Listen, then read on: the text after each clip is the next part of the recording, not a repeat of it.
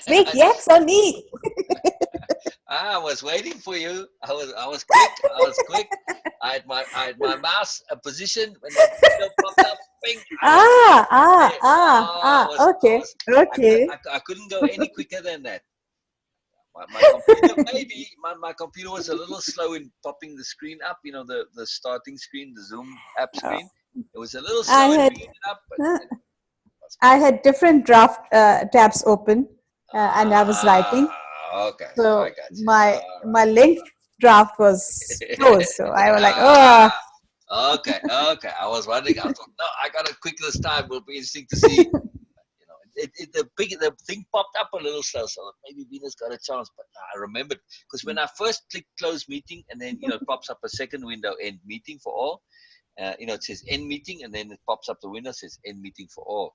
So when I clicked that, I had a moment there that I forgot to move my mouse, my cursor to put it in position. So uh, and then I got there ahead of the meeting. I wasn't. So my cursor was. I just got there in time, and it popped up. Click.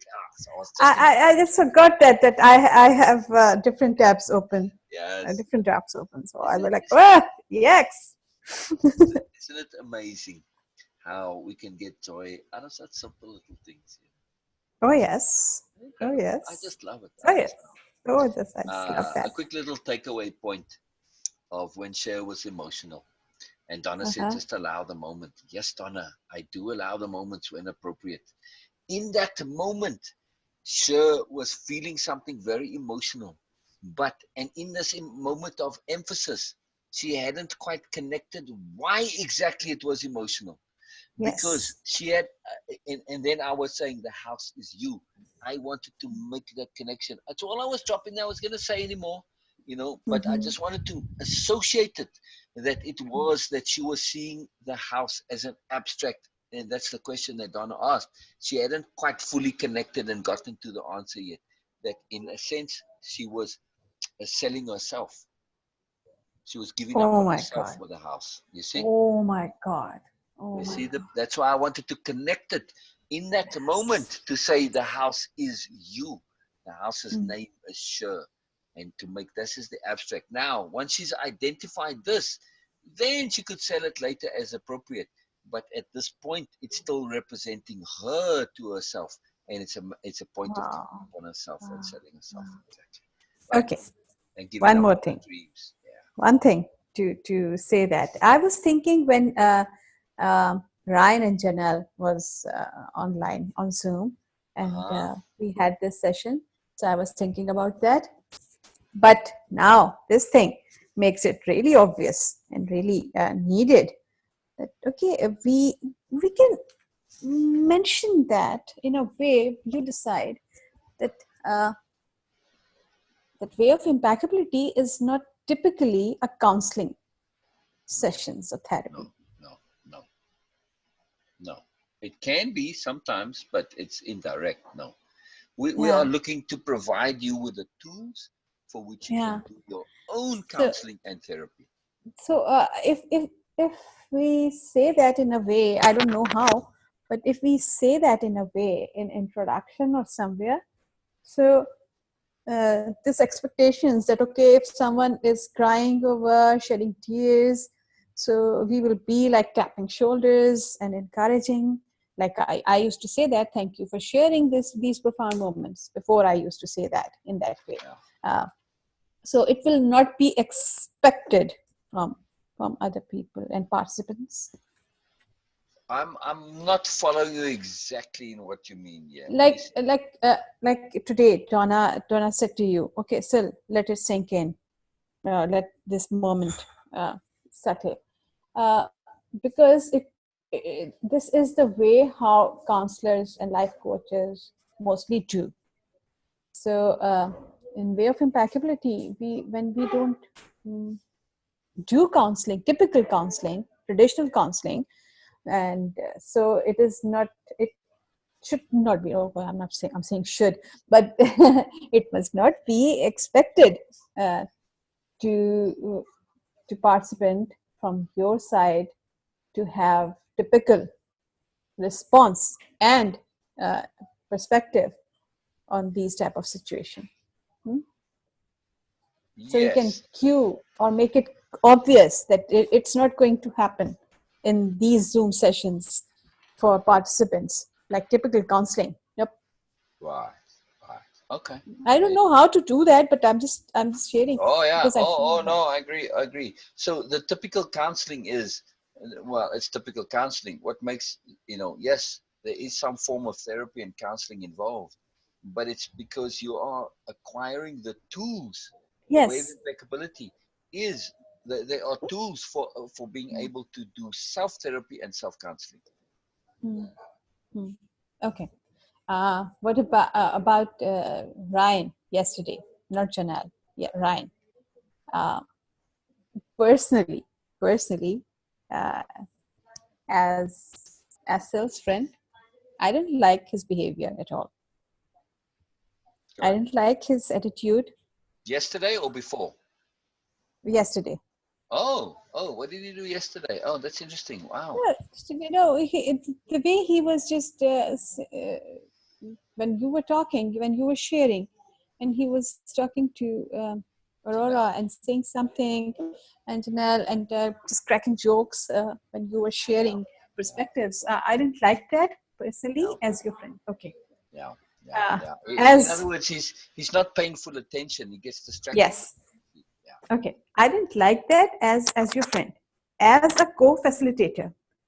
yeah. I was expecting you to be more self, more Okay. high maintenance self. Yeah, yeah. All right. So you were saying, in other words, I like you were expecting me to insist a little bit more on making my points.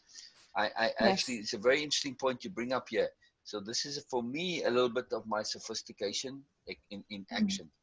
In this mm, sense that I mm, understand this point of Ryan's that he needs to joke about things and because he gets overwhelmed. mm. So the intensity that I Okay. bring, it overwhelms him and it makes him feel small. So he needs to crack the jokes to relieve that tension. He needs to stop Okay. paying attention because that overwhelm is building, where he's Mm, realizing, oh my God, I know nothing. Oh my God, I know nothing. This is his big fear all the time. He's continually looking to mhm, prove that he knows more because he knows nothing. And he mm. feels small Okay. as a consequence. Mhm.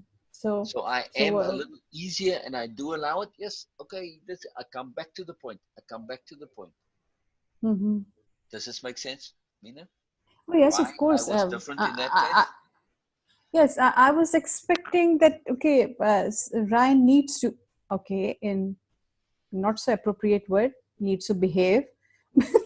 Yeah, yeah, yeah, yeah, yeah, But okay, okay. If you know that, and yeah, yeah. But you're it will doing it, come. of It will course. come. Yeah, Okay. yeah. I mean, it's so huge for him, when you saw him crying Mhm. the other day or Oh close to it, yes. he's only a few steps away from this on a continual basis. And he hasn't gotten to that point with sure where, I'm going to share this session that we had. I'm going to, because it's an open session, I'm going to share it Mm, with Ryan. And I very seldom send videos to Sherry because she's got so mhm, much that in her mind so much. Actually, it's very little, but in her mind it's so much, and she can easily become overwhelmed watching the things. Right? I mean, she makes a big deal out of everything, and it isn't really a big deal. And she has one thing in her mhm, mind, and she's busy spinning in circles on the thinking of the one thing that she never has time to do anything else. So it consumes her whole day. One simple little thing, she's just spinning in place though. So she big dealifies things. That's what I like to call it. But I will send her this mhm, particular one. And I will send it mhm. to Ryan also, and I don't Okay. know, maybe a few others too. But so because it's important that they see that point. I want Ryan to see the point of sure saying that I was just when I started this, I was just a child, and I had to start all over again from scratch. You know, he hasn't clicked on this yet. That it's okay to acknowledge your gross ignorance. Actually, when he comes on today, I think somehow he's gotten the 10 o'clock and the 12 o'clock mixed up. He's thinking it's 12 o'clock my Mm, time, not 12 o'clock his time. So unless something happened, he's joining his conditional on his work. If he's working, then he can't come in the morning. So, his work is kind of iffy right now, so. You know, Mhm. you can go Mhm. to work because they work outside and they're not working in big groups and all that. You know. Actually, Ryan coming back Wow. is a gift for me, Oh yeah. Oh because yeah. now I can feel, I can actually feel and acknowledge the growth we have. Wow. Okay, of course you are uh, there where you were before. Okay, yes, somehow, of course, but overall, our sessions. Oh my God! Right. Right. And you see the difference in the way Ryan and Janelle are doing the program so far. You know, session one, module one for everybody else was a big deal. They had tons of notes and stuff, you know. It was huge for them. So when they come back now, I'm going to go over it again because they didn't do their takeaways. And I want to hear those takeaways. I think it dropped and came back.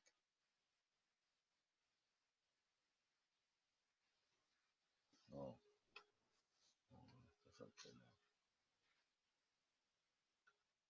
now. I'll wait, Beena. I'll wait. I'll wait.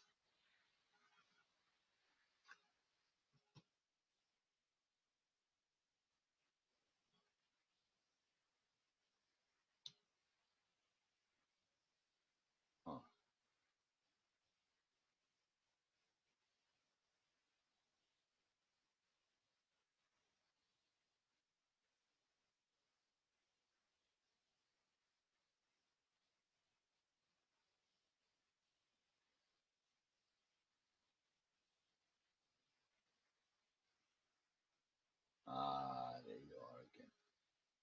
There you are again. Oh, you joined Okay. twice. You joined twice. I heard a ding dong and it was kind of distant, and then a louder one after that. Oh, That's very interesting. Yeah, oh, I've never heard that before. Huh? wow. Yeah. I don't know why Zoom just kicked me out. Yeah. Oh, Zoom kick, when you drop So, it, when your connectivity, the packets, you know, that they're not quick enough, there's too few of them, it will kick you off. Even though you are technically off. oh, okay. Interesting. Interesting. Yeah. Okay.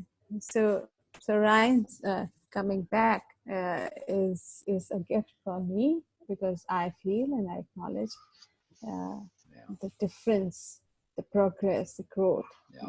Yeah. in Zoom sessions, and how organized Zoom sessions are now in comparison to what it Yeah. was before. Because Ryan came in that phase, from that phase. Okay, yes, this is what we were doing before.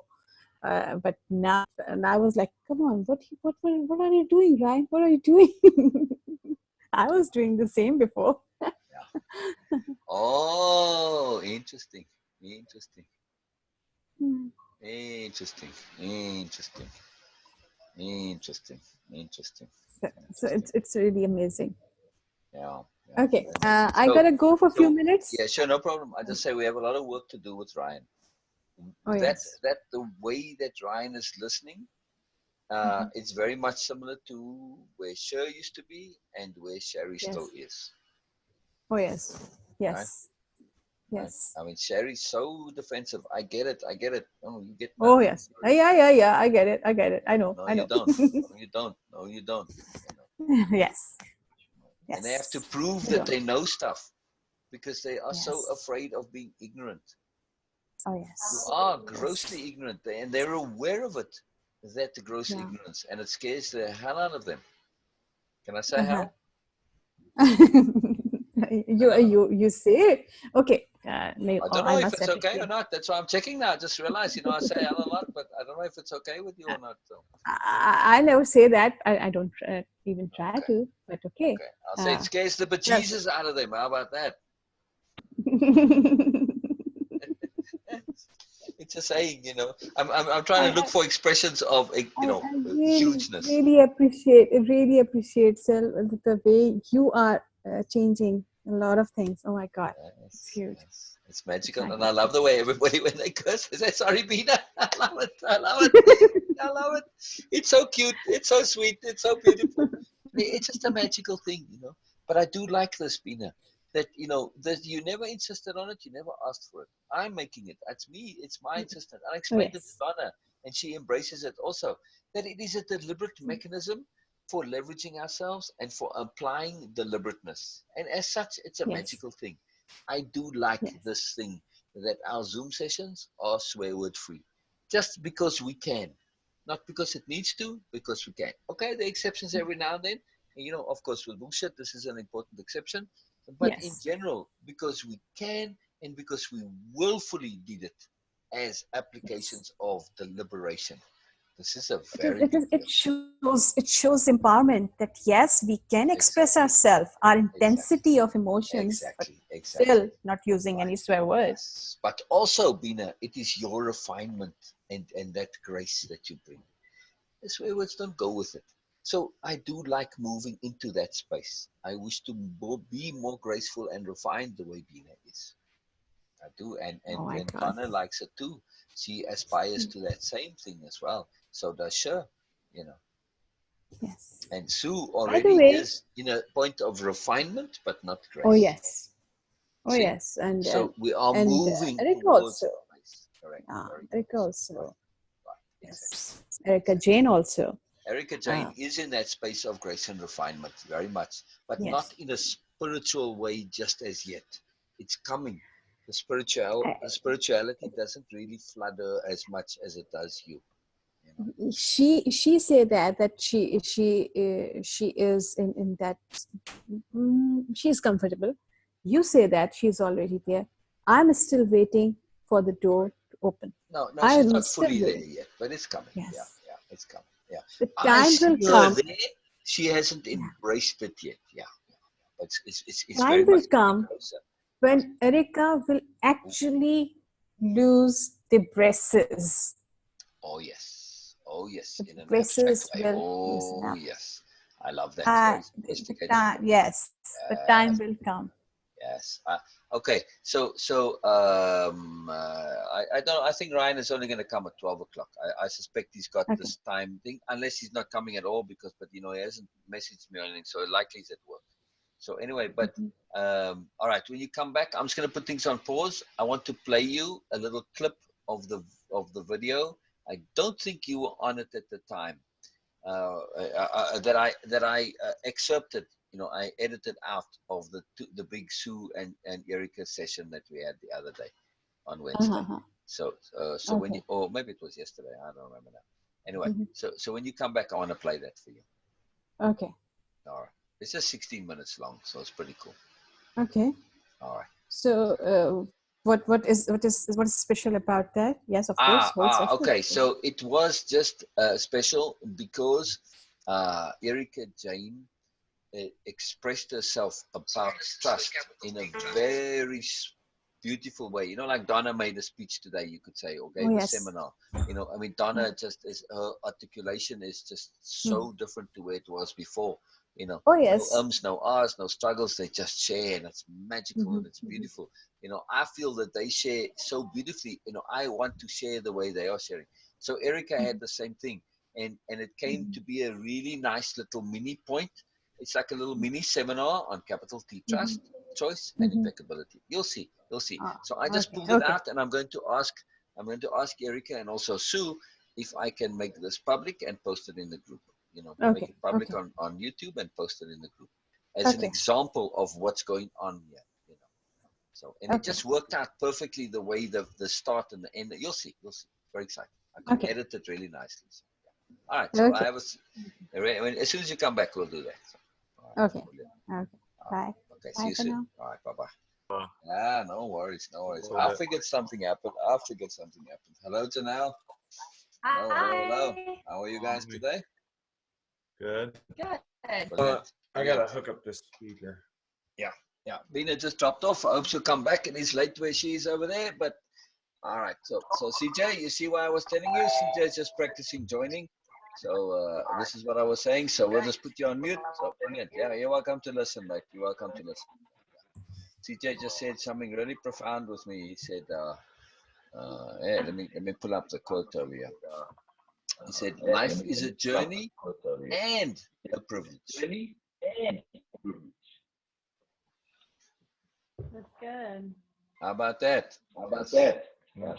Yeah, that's good. That's, you know, that's just from a wave impeccability point of view. That's what we're doing. We're celebrating life as a gift. Yeah, it's very magical. I'm hearing myself. I'm not sure why, but I don't know. it's We got the same setup as yesterday. Yeah, yeah. It's probably just the volume's a little louder, maybe. You have an external speaker? Yeah. Yeah. Maybe just move the speaker closer to you or further away from the mic. Yeah. No, it's okay, CJ. You're welcome to listen. You're welcome to listen. I'm just going to be focusing on Ryan and Janelle. You're more than welcome to listen. No problem. Anytime you're welcome to listen. No problem. No problem. How's that? Yeah. Well, it's when I speak, then I hear when the speaker's too close to the mic, then it just loops back into itself. You see? Yep. Yeah, but now I don't hear myself, so that's fine. No problem. All right. So let's pick up yesterday where you left off. You left off and just repeat those last few points again on your takeaways from the way of impeccability, right? Or at least those were your takeaways. Those were actually your intents.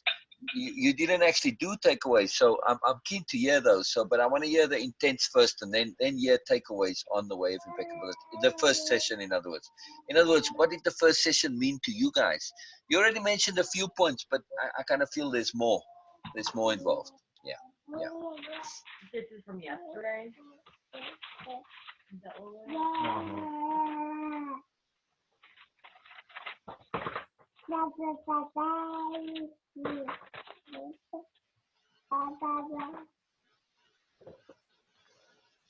I guess. Go ahead, Janelle. I'm For listening. me, it was just to kind of see where my intent is. Intent was really awareness and intent were really emphasized. Yesterday, and Cool. we had discussed, outside the video, that sometimes you can think your intent is good and maybe the right thing for you, but there could be something better. Maybe due to lack of awareness. I guess what I'm saying is with good intentions, if you are lacking awareness, it could be a harsh lesson learned. Yes. In the end. Yes. Yeah. Now, what would be the difference between intentions and intent? To me, they are slightly different.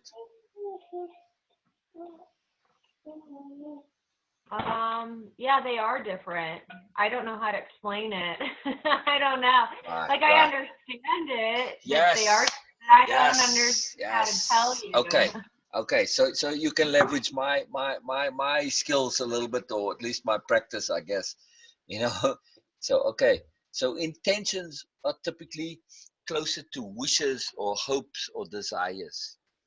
And that's just an intention. Okay, so like we say, oh, we've got good intentions or bad intentions. We don't always follow through on those, right? But an intent is when we make a commitment, when we add that energy to say, I am going to do this. This is for real. I intend it. This is the difference, right? So an intent is something that we are committed to doing. It's real to us. Every ounce and fiber of our being is behind an intent. An intent is a very powerful thing. Furthermore, an intent enlists the aid of the universe or God, either way. Same thing. However you conceive of it, right? So I'm just in the habit of saying universe because I deal with so many different people. So, it's all the same. We don't know. Right? That's okay. So yeah. I know. I'm just saying for, my habit, I'm trying to customize it, but I forget sometimes. No, I don't think it matters to you, but. Right, so an intent is when we enlist the aid of the universe because we want the whole world to help us with our intent. And that makes it slightly different from your will. Your will is when it's just you and you're not using the universe or God or anybody to help you get what you want. But an intent, we are saying, man, I really, really want this. This is really, really important to me. This really, really matters. Please, entire world, help me in this. God, please help me in this. The universe, please assist me in this, right? They can't do it for you. That's a wish. An intent is when I'm going to make this happen as much as I can, but I don't always know how. So I'm saying when I don't know and I can't do the parts that I can't do by myself, please help me. Yeah? Right. Right. There we go. So an intent is very different to an intention. You know, intention is, it's all fine and well to have good intentions, but nothing really comes from them. You don't really act on them, you know. Okay, so they're more like wishes and hopes, and they can be a little bit empty. Mhm. Yeah, yeah, Okay, yeah. yeah, I yeah, yeah. Right. I like your name there, CJ. Very cool, man. Yeah, yeah. But he means that want to be in a good way, as in an aspirant, Right. as he wants to be a learner. He wants to grow. He wants to be more. I love that, man. That's very awesome. That's very cool. That's a good intent. That's a good intent right there to want to be more. Yeah, yeah, yeah, yeah. So you can maybe, instead of saying wanna be, you can maybe say want to be. You know, just change the spelling a little bit. You know, but still spell it as one word, but just take out the na and add a T there. Want to be. You know what I mean? Just change that second N to a T. Want to be. All right. So that's huge. That's huge. And then, you know, part of your intent is to be more aware. Yes. That's right. And it Yeah. is, and part of your intent, let me ask you, and you, Ryan, too, is your intent to be more aware so that you can be more appropriate with your intents. Correct. Yeah. That's a Yeah. huge point, right? Mm. Because those intents before, they were good intents at the time, but because they lacked the fullness of connectivity to a moreness of an overview perspective, they were intents within a bubble. Yes. So they were good within the bubble, but in the bigger picture, not so much. So they ended up being slightly inappropriate in the larger context. Yes? Right. Mhm. Yeah, yeah. That's a huge deal. Our awareness is very massive, you know, and when we look at awareness in this context, say, why do I want to be more aware? So I can be more appropriate. What about being more aware of yourself? What's that? What about the intent to be more aware of yourself? Not just to have a more awareness, yes, but also, you know, because to say more awareness can imply just to be more aware of the world and how things work and how life works and all this. But what about an intent specifically to go the other way? Instead of awareness going outward, what about it going inward?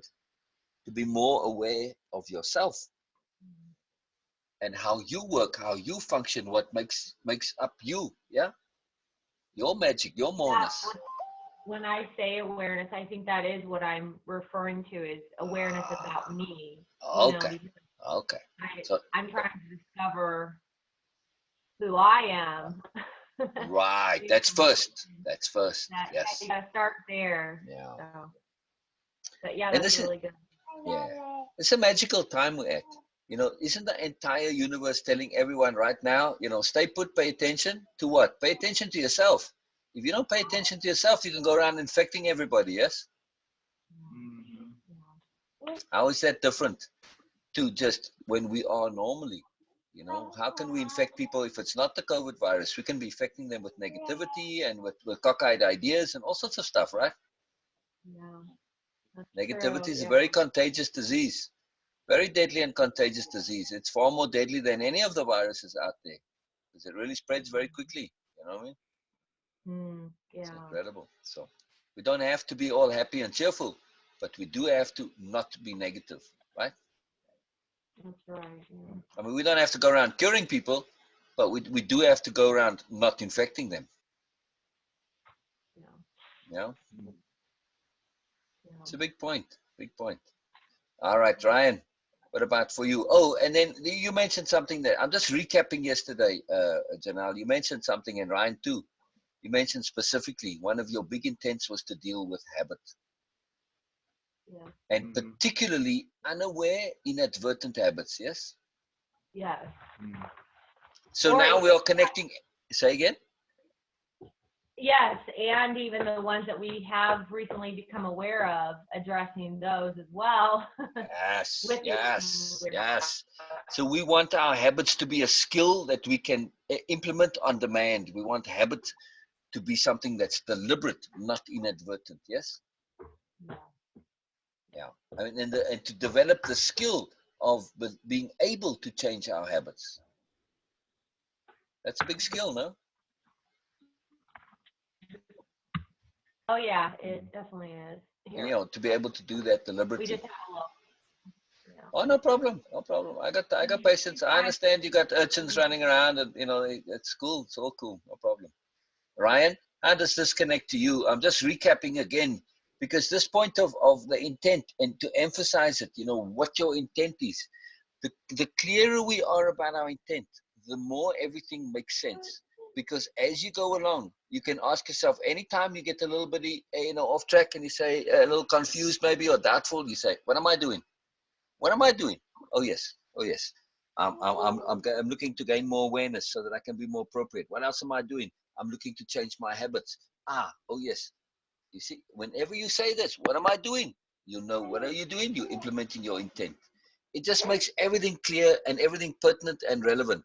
So whenever some point comes up that we're talking about, how does this help me? What is this? How does it connect to me? What am I trying to do? Oh yes, I'm trying to be more aware. And then the thing makes sense. Then it has pertinence and relevance. And pertinence and relevance are very, very important because it adds to the emphasis in our brains. And as we discussed before, you know, emphasis literally rewires the brain.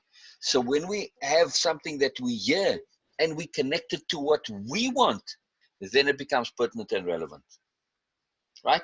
So this is why having this clarity of intent is absolutely critically essential. It's something that you need to be absolutely clear about why you are doing this program and what it is that you want in life. There were those two questions, right, for intent. What is your intent for doing this program? And what is your life intent? So that you can connect both, and everything that you're going to be coming into connection to keeps connecting back to those intents of yours. That's how you learn.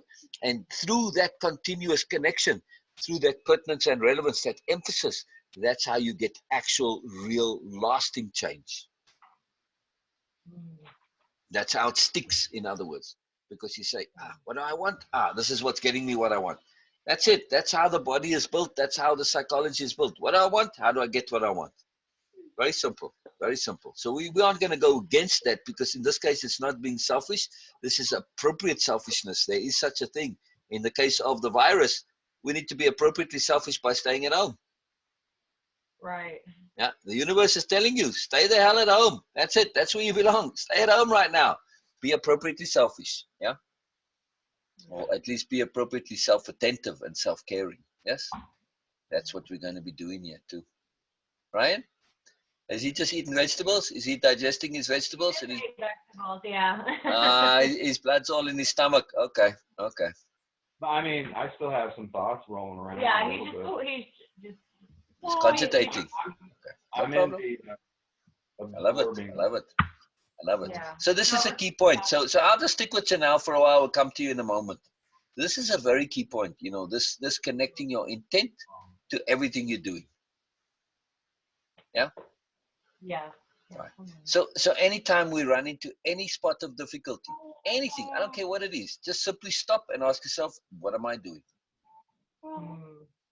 Not just in the immediate context, like, okay, I'm changing the baby or dealing with the kids. What am I doing with my life? What am I doing in the overall context of my soul, my spirit, my energy, my intent, in other words? Whenever you just get stuck, you just say, what am I doing? And if you really zoom out to the overall, then you say, oh, okay, I'm dealing with a mess. You know, the kids puked all over the house or whatever. What am I doing? I'm practicing love. I'm taking care of my children rather than cleaning up puke. See? Right. When you really connect to the big point of what you are doing, then everything starts to make sense, right? Right. It's very, very simple, but it's really huge when we connect to those bigger abstract points of what I am doing, you know? So your dictionary of power is going to be very much connected to this. All of those power terms like patience. Okay, when you zoom out, you get stuck with cleaning up all that crap that they crapped all over the floor. Okay, what am I doing? I'm practicing patience. You know, for instance, you know, I'm practicing sobriety. I'm practicing discipline. I'm practicing tolerance. I'm practicing impeccability. There's all sorts of things we're practicing. Sobriety, the whole ones. So it's really huge, you know. This point of clarity of intent. I'm really focusing it on Ryan because you asked a very earnest question, or you made an earnest statement. And earnestness, it's like catnip to me. It does things to me. It really affects me very profoundly. So you really wanted to say you were talking about this clarity of intent and how it gives us focus of purpose. And this is what I'm talking about now, right? That simple question, what am I doing? And when we say this, but we're asking that question in its totality. What am I doing with a capital D? Not just in the immediate, wiping things, cleaning things, taking shit from my boss, whatever. No, what am I doing in the bigger context? I'm not taking shit from my boss. I'm taking care of my family. Mm. What is my intent? My intent is to expand my awareness. Oh, what am I doing? I'm expanding my awareness. How do I deal with my boss in a different way to my usual habits? Oh, that's another one of my things that I'm doing. I'm dealing with habit. How do I deal with my crappy boss in a different way to my usual response? Perspective shifting, and then all of the other stuff. You see what I mean? When you have that clarity, everything starts to fall into place. Now suddenly all of those tools that we talked about, I can perspective shift, I can, practice seeing him as a gift for my awareness, etc., etc. You got this entire world that comes out. The entirety of when we get lost is because we get stuck inside bubbles. So this is the one habit we want. We want the habit of being able to pull ourselves out of the bubble. And this is where our clarity of intent comes from. Because your intents aren't bubble intents. They overview life intents. Yes? They big picture intents. Right? They zoomed out intents. This is a huge deal. So this clarity of intent and how it connects to focus of purpose, Ryan's earnest query and intent. You had an intent, Ryan, to really, really clear up this point, to be absolutely fully understand how clarity of intent and focus of purpose, what they mean, what they are, how they're connected, how they make a difference, how they are useful to you. If you know precisely what it is you're doing, everything is clear. Everything is connected after that because you know what you're doing. You know you're on this intent to enhance and leverage and develop your awareness. That's it. That's your intent, to be more aware. Internally, externally, everything, so you can be more appropriate. Now, suddenly, whatever happens, how does this help me be more aware? Easy peasy. Right? Very easy to make the connections. That gives us focus of purpose. I don't care what it is that you're doing. You can always be practicing more awareness in any activity. And it's always valuable no matter what you're doing. Gives us focus of purpose, right? We have a purpose to why we are cleaning up the crap or taking the crap or why we are just, watering the garden or doing stuff that's joyful even painting a painting. Why am I doing it? Wow, it helps me with my awareness, gives me joy, gives me pleasure. So part of the intent also, you have an intent to joy, capital J, joy.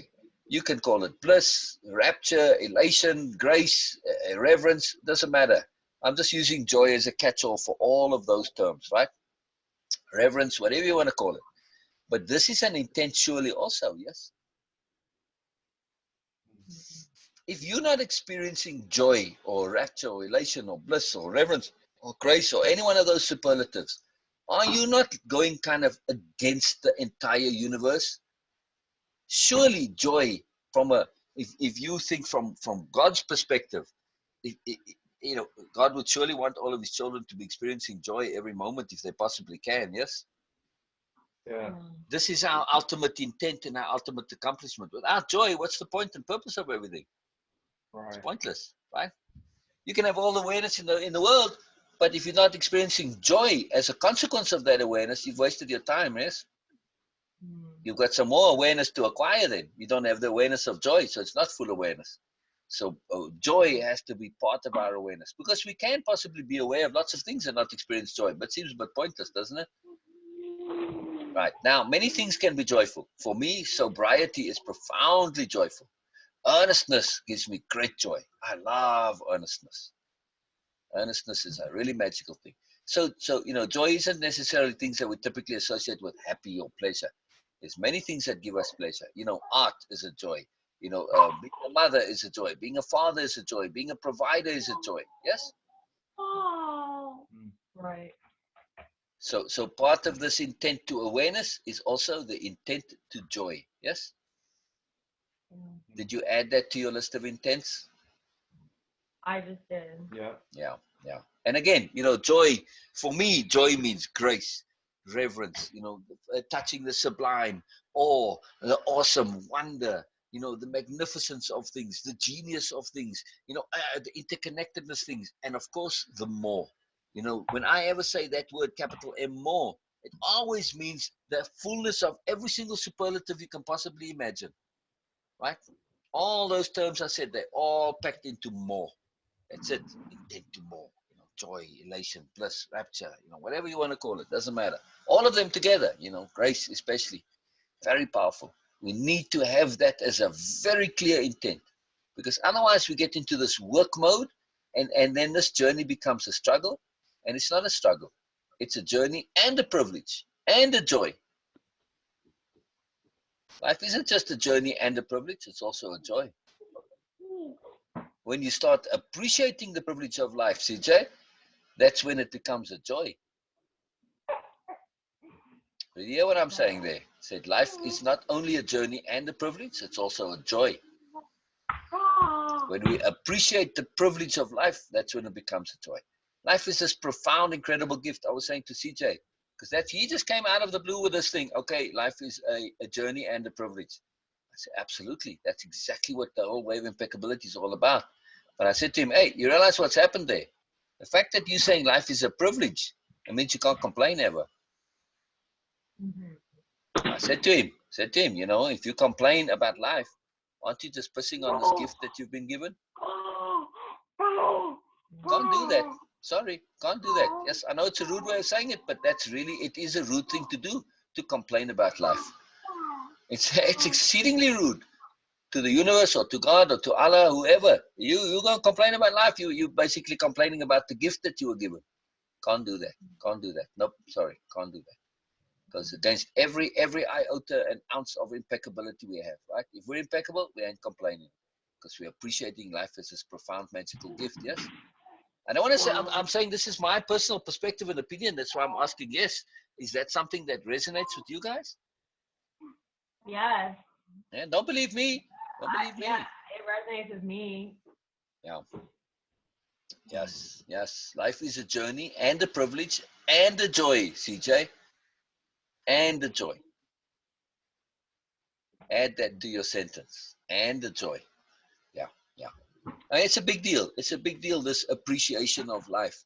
You know, that's why we like all the A terms. You know, appreciation is a profound A term.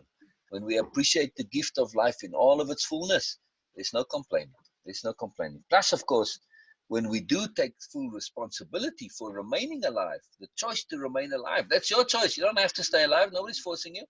You choose, right? So when you choose to remain alive, you know that all sorts of nonsense can happen in the future. Right? Right this minute, right? I asked you this before already, and you said yes at that time. I said, you know, weird things could happen in the future, but you choose to remain alive despite knowing this. So now, when the weird things do happen, you can't complain. You chose to remain alive, right?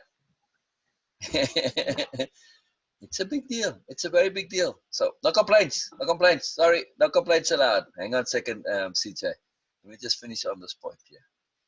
No complaints. It's a big point, yeah? It's huge, huge, huge. So again, we have this clarity. We want to live in the full power of everything. And that power is deliberately living. We are deliberately choosing to remain alive. We are deliberately choosing to find joy in everything. We are deliberately choosing to see the magic and the awe and the majesty and the grandeur and the magnificence and the splendiferousness of absolutely everything. So we are deliberately choosing to celebrate living life. Yes, because it is a privilege and a gift. And it's just a profound undertaking. We're very clear about this, right? Our clarity of intent. We are looking to acquire this awareness and the habit of being in that situation, that feeling, that mood, where we are continuously celebrating life. Yeah. And appreciating it. Yeah. That's a pretty profound and awesome intent, no? Oh yeah. I mean, that's your intent. I'm just putting it in different words. I mean, I'm feeding back to you what I understood your intent to mean and be. Yeah, not expressing my personal opinion here. I mean, yes, it's mine too, but this is what I understood you to mean with this intent. The intent to more awareness, by implication, is an intent to joy and an intent to moreness. Yes. Yeah. Yes, I'm just letting it soak in. Yeah. Yeah. And that intent to be aware is an intent to be deliberate. Yes. Yes. When we connect the two, you know, that deliberation, look at your deliberate walk, how incredibly magical that was. I mean, it was just mind-blowingly magical. Just the exemplification right there, exemplification of being. And in that deliberateness, it was like, wow, it was just magical, right? So deliberate living has a fantastic power. When you guys were deliberately walking as each other, that act of deliberately walking like somebody, you got to know all sorts of stuff, and it was really like enlightening, and it was very enjoyable and pleasurable too at the same time. I imagine, right? It was fun. Mhm. Something else. Yeah. Something else. So Oh. deliberate is really, when we live deliberately, man, we don't live in bubbles. We don't live in unawareness, and everything becomes purposeful and meaningful and significant. Yeah. When you do things deliberately, then you get to MPS, meaning per second, meaningful, purposeful, and significant. Mm. It's very powerful. Very powerful. See, Ryan, what your earnestness did. It pulls all the stuff from me. You know, I didn't have any thought to, but you know, when I started to tap into that earnest inquiry that you made, that earnest desire to clarify this is where all the stuff is coming from, just as a function of your earnestness. Right. Very powerful. Very powerful. All right, let's hear. Right. Let's hear.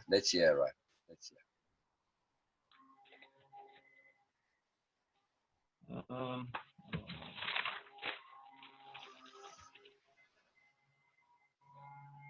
when I was just sitting there digesting, uh, Cool. I had an intent. Um,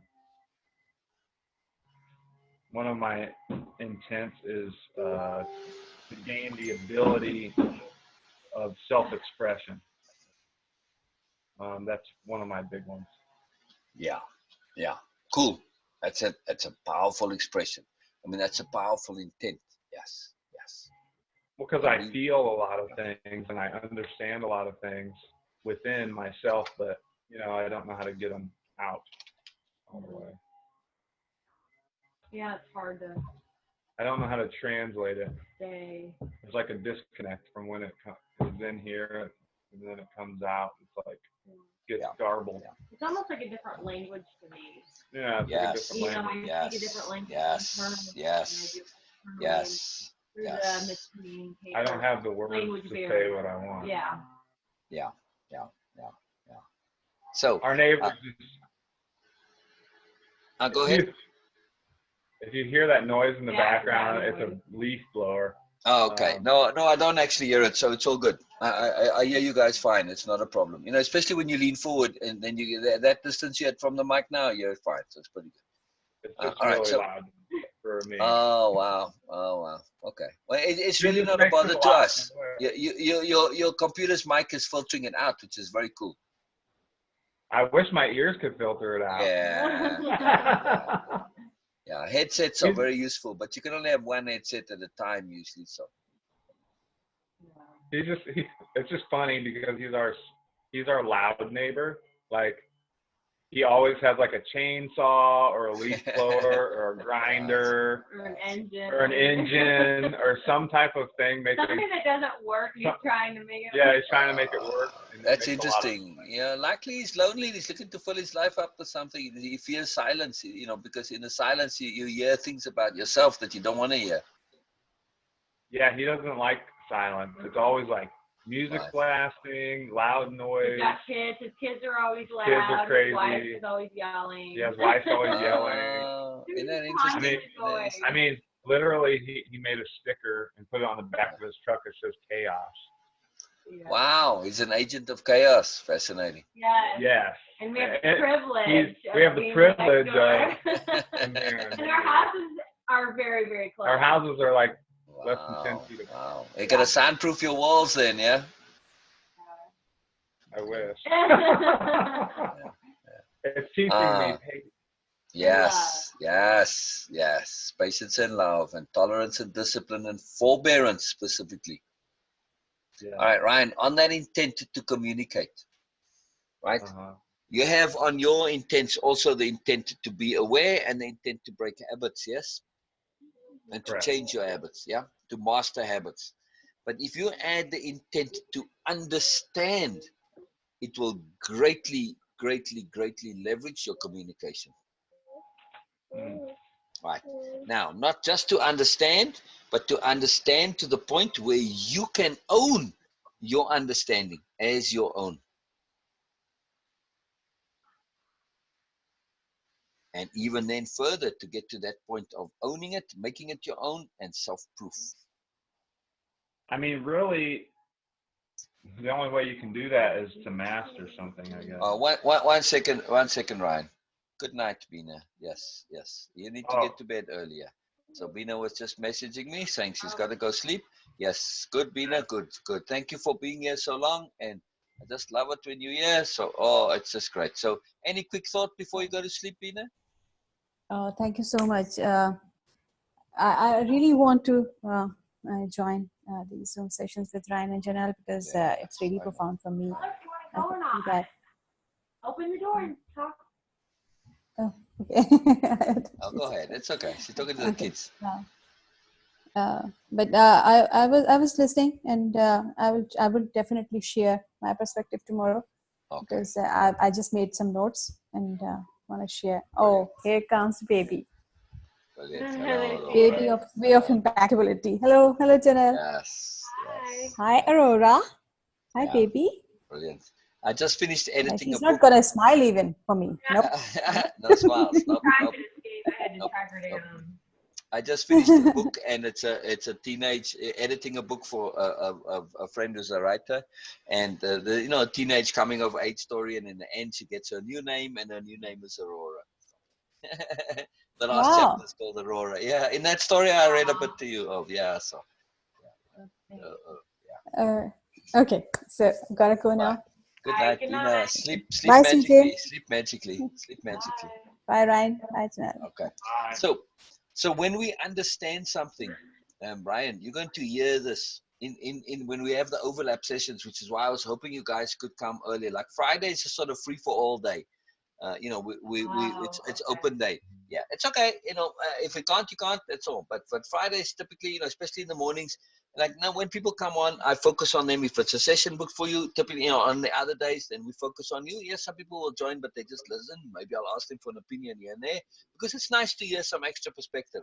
But the focus is on you. But on Fridays, yes, in the time still we'll focus on somebody, but generally we're more open and it's a collaboration. So today it was really magical. I'll send you the recording of it. It was very powerful.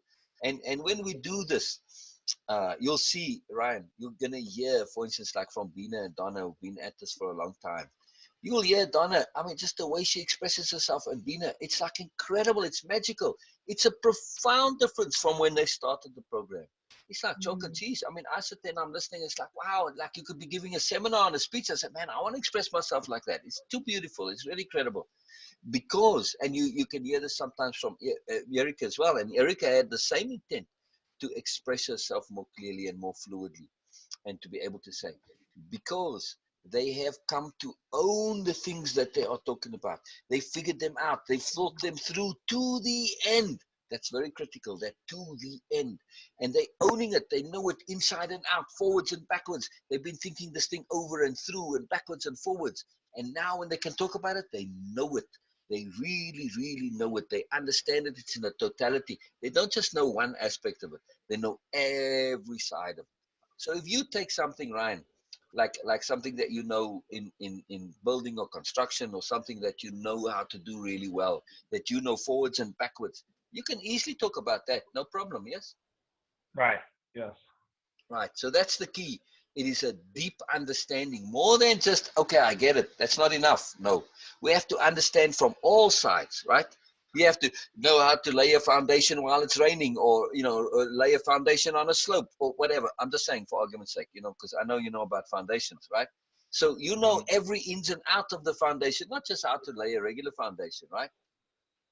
You know how to Right. replace a foundation. You know how to repair a foundation. You know everything there is to know about foundations. That's why you can talk easily and fluidly about foundations, yes?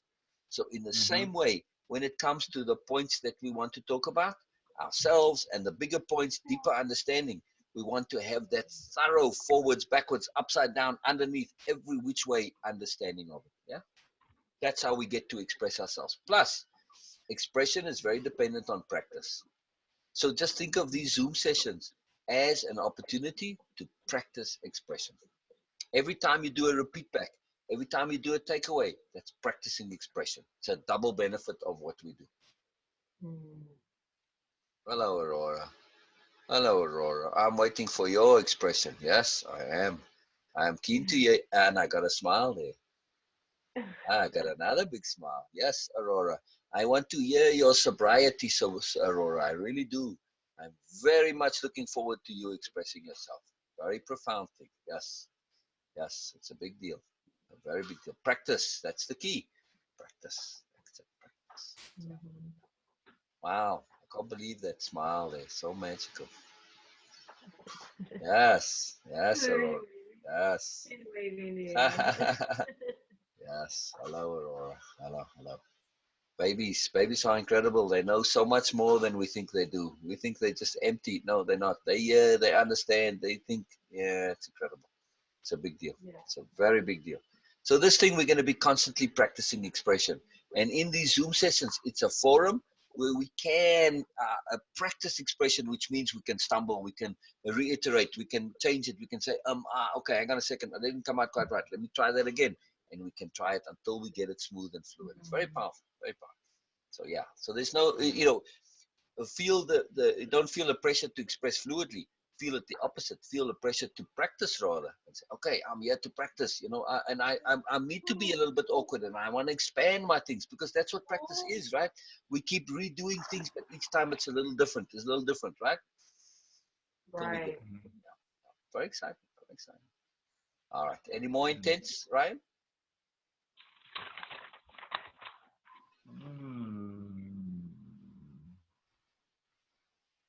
How about the intent to relearn what you already know? For both of you. Why is that a big point? Yeah, relearning it with the intention of being able to express it in a better way. Right. Not only that, but to check that it is valid. Right. When we deliberately say, I'm going to set aside whatever I know and I'm going to relearn everything, right? Yes, I'm going to relearn stuff, but I'm also going to learn new things and I'm going to potentially relearn some of the things that as I relearn it, because we're going to be doing it so thoroughly and looking at things in depth and looking at the completeness, the connectedness, the overview. I might say, you know what, this thing, I actually don't want it. I'm going to throw it out. Or, yes, I kind of had it before. I kind of understood it, but not fully. And there's more to what I had before. In relearning it, we connect to that moreness which is missing, which we know is always missing because of the awareness issue. So relearning is an incredibly powerful tool. Incredibly powerful. Really, really magical. To not assume that what we believe we know, we actually fully know. It's an incredible thing to do. Is Aurora waving out of her own or are you waving her hand? She's waving out of No, her own? she's doing all that. Oh, wow. Oh, hello, Aurora. Hello. What do you have to say? What do you have to say, Aurora? Let's hear. Wow. I think she just likes what you're saying. Wow. So this is very powerful, relearning. I think that's really it. You see with babies, we come into it things as a baby. I personally feel that we get to redo things and we decide somewhere up there, our soul says, okay, you know what? I got to go and relearn all the stuff that I learned before. I didn't quite get some things. So yeah, let's start from scratch. Let's start fresh. Force ourselves to relearn by coming in as a baby. I don't know. That's just my opinion. My perspective, or it's a fun idea. Whether it's true or not doesn't matter. I like it as a fun idea. Yeah. Doesn't matter. We get value whether things are true or not. As a spirit warrior, we get value either way. Doesn't matter. You gotta share your jokes, Ryan. You gotta share your jokes. We want to hear too. Can't hug them all to yourself. I guess it wasn't really a joke. It just, when you sneeze, there was like a full body sneeze, like your whole body. Oh, right. I Yeah. do that every once in a while. It always makes him laugh. And the computer was shaking. Oh, brilliant! Brilliant! Yeah. Power sneezes. Thank you. Power sneeze. I'll own that. I like that. I like that idea. Power sneeze. It was just kind of fun. Brilliant. Yeah. So You would so laugh Yeah. Right. Ryan, this intent, not just Ryan, Janelle, for me too, everybody, this intent to relearn, it is to actually leverage our humility to the maximum. Yeah. We don't Right. know. We don't know that something is that we believe we know. We don't know that it isn't all the way. It's not fully until we actually make that deliberate effort to relearn it. Then we discover, there's more. Wow, I didn't realize there was more. But now that I'm really coming into it and relearning it now, because when we relearn with the me of now, it's very, very different. That me of now to the me of then, to the me of the past, right? Right. So when we learned stuff in the past, we learned with a different self. So when we relearn, we are relearning it with the me of now, which is a very different me. And this makes for incredible power. Right? Well, and specifically, I want to, my intention is to be able to differentiate between what it means to know, though, and what it means Correct. to, Correct. because Yes. up Yes. until now, my understanding of knowing and knowledge is like math, is very calculated, like Yeah. very mathematical. Like, okay, I understand physics because I know how to do the calculations, or I understand geometry. Yeah. I'm listening. I was gonna get a.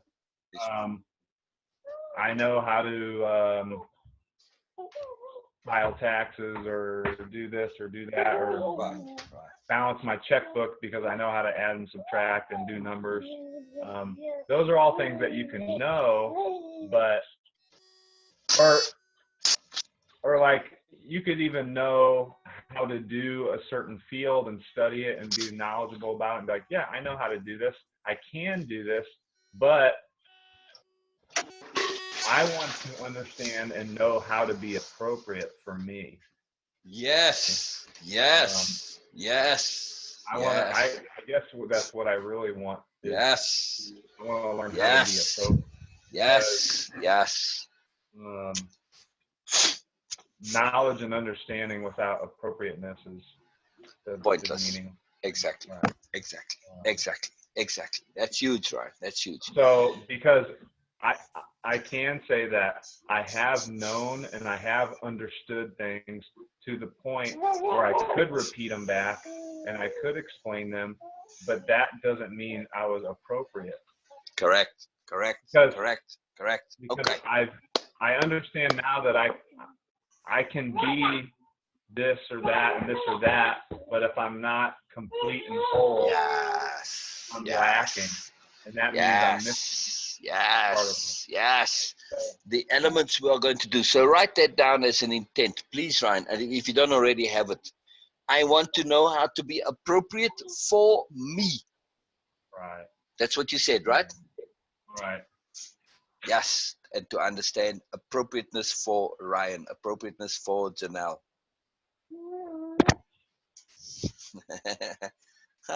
Enjoying you, Aurora. I'm enjoying you being you. Thank you.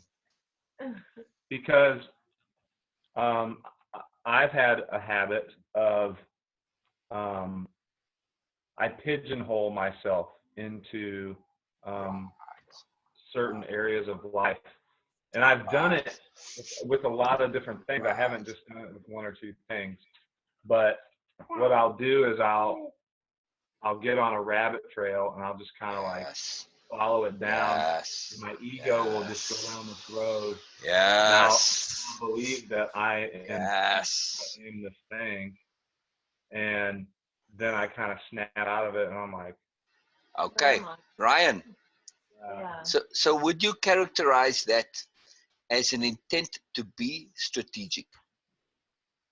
I'm just taking the what you said and I'm just flopping it around, because what you just expressed was examples of where you were unstrategic in the past, right?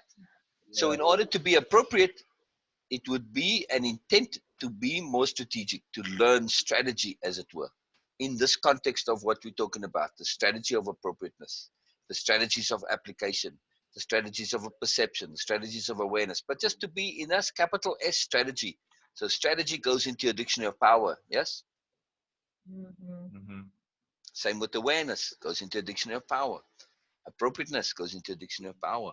These are tools, and we are going to now, as we go along, yes, initially we make entries into the dictionary of power. As we go along, you're then going to write explanations and delineations and elaborations on what these terms actually mean. What does appropriateness mean? What does awareness mean to you? What does strategy mean to you? As we go along, we're going to flesh these out, and they're going to take on deeper and deeper, deeper meaning.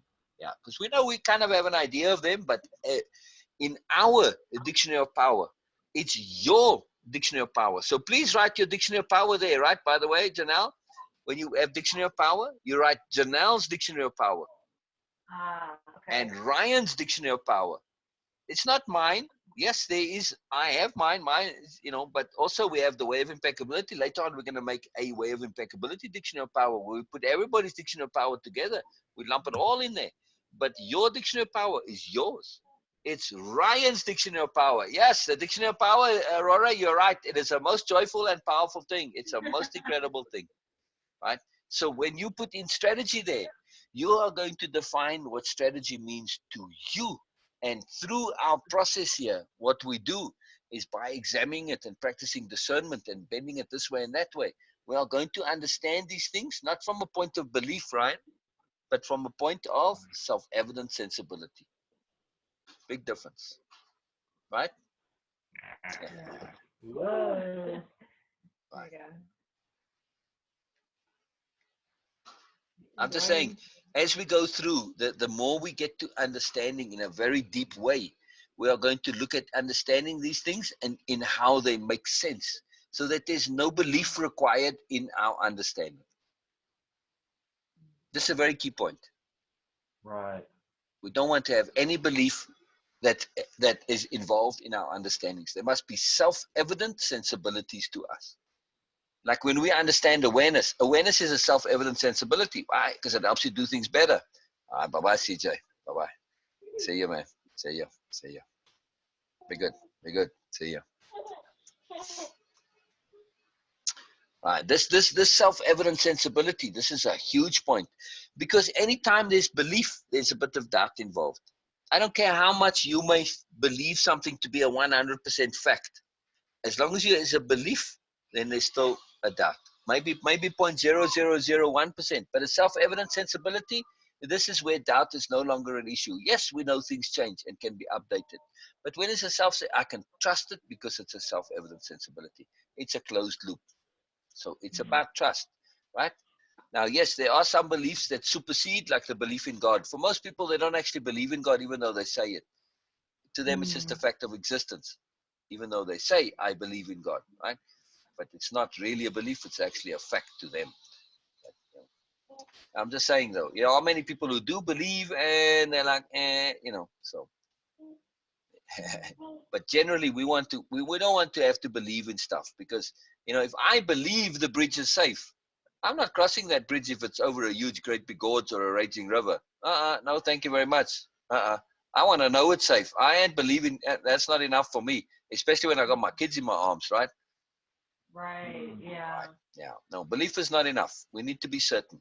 And on this stuff that we are talking about, these are the core foundational building blocks of ourself. These are our foundations that we lay.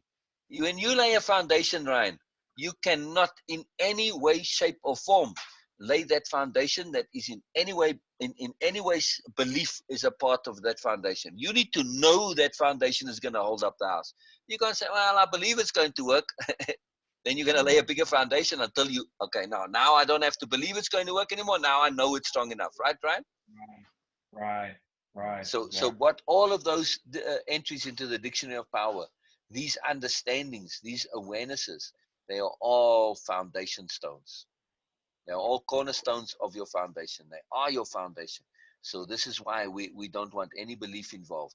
Because if you build the house of self on a house of belief, on a foundation of belief, you're wasting your time, right? Mm. Yeah. Yeah. Then you can't trust yourself. Then you're always going to have self-doubt. But when we lay these things and we take each and every foundation stone and we make sure that this foundation stone is a self-evident sensibility, no belief involved, that this is something that is absolutely indisputably valuable and sensible to us, then we can build our house of self on those foundations. Very big, very big. I love it, Ryan, your foundation thing. You know, it's a powerful analogy. And I use it a lot, actually. I just love it. It's very powerful, very powerful. I just find it so incredible that that's what you've been involved with for much of your life. You know, I find it incredible, so powerful. Well, what I've came to learn about physical foundations of homes is it's the most important part of the house. Exactly, Like exactly. Like I'll say this, it's the most valuable part of the home. Exactly. Now, this is what's interesting is it's not the fanciest part of the home. Nope. It doesn't, you can't even see it most of the time. Nope. It's usually under the ground where you can't see it. It gets covered up, but it's there. Yep. But it's the single most expensive part of the house. Like, yes. That's how you know it's the most yes. valuable, because yes. monetarily it costs the most money. Yes. Okay. So it's like it just seems it's interesting because it's this thing you don't see, you don't look at, you don't even think about. Yep. But it's the most important part of your house. Absolutely. It's the indispensable part. It's the critical part. Of the house. Yep. Like you could live without other things in the house, but if you don't have the foundation. Right. So that's what we do in here, Ryan. You know, the house itself, you can think of as personality, and you can think of the foundation as character. That's what we're doing. We are looking at the core elements of your character, what makes you. People might not see your integrity. You don't care, but you know your integrity is essential for you. Without your integrity, your house of self falls down. Same with your impeccability. Same with your awareness. Same with all of the things that we're going to be talking about. This is what we're about. The entire dictionary of power, those are your foundations, not mine. They're yours. It's your dictionary of power. So when you put strategy in there, yes, okay, later on you can throw it out. You know, right now I'm suggesting you put it in there.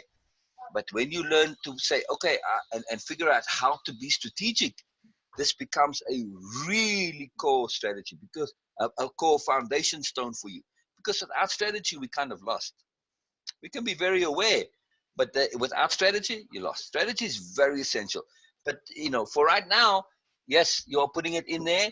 Maybe it's not a term that comes to you naturally. You can throw it out later on. But, you know, for now, just put it in there, maybe with an asterisk on it. Okay, we're going to work on it. I'm going to see if strategy becomes something truly hugely important to me, you know. So then you'll see. But as we build on it, you decide what you keep and what you throw out. It's very important. You know, intent and clarity of intent. This goes into your dictionary of power. Very important, because those are absolutely critical to know what it is you want, why you want it, what it's all about, what your purpose is, what your focus is, what your goal is, what gives you meaning, what gives you purpose, what gives you significance. Intent is everything.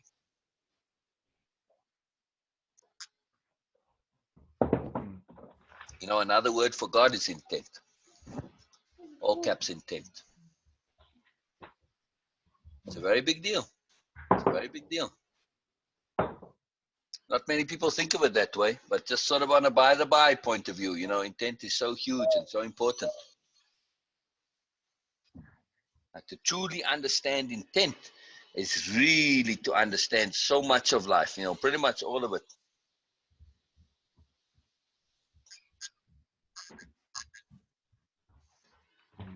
Well, there's intent is like many things, you know, like wind, you know, you have a whole bunch of different winds. You got breezes and hurricanes. Well, intent is kind of the same way, you know.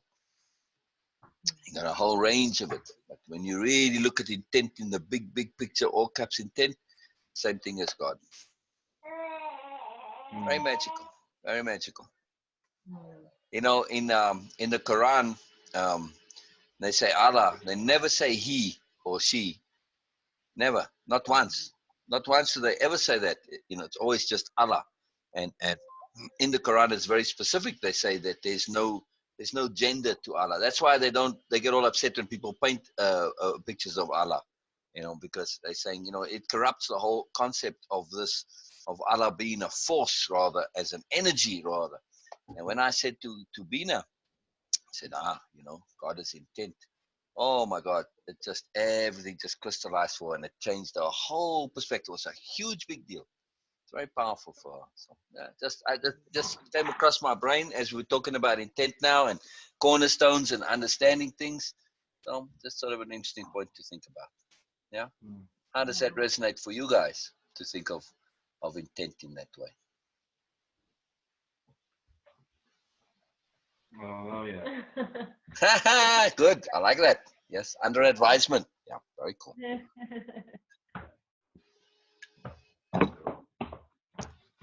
That's what we're going to be doing, Ryan. We're going to be taking all of these terms. You know, right now in session 1, module 1, session 1, we are laying the foundation for the foundation. We're actually clearing space for the foundation, as it were, right? And this is what our clarity of intent is. So we're just setting the groundwork for knowing what we're going to be doing. And later on, we're actually going to be working on the foundations. We're going to be getting into what impeccability means, more precisely into the application and awareness and all of this stuff. So yeah, right now we're just clearing space. We're just clearing space. Yeah, yeah. Very exciting. Very exciting. Did you guys go on to do session 2? Yeah. We started it. We started, yes. There's a lot in session 2. Again, session 2 is clearing space. It's making ground.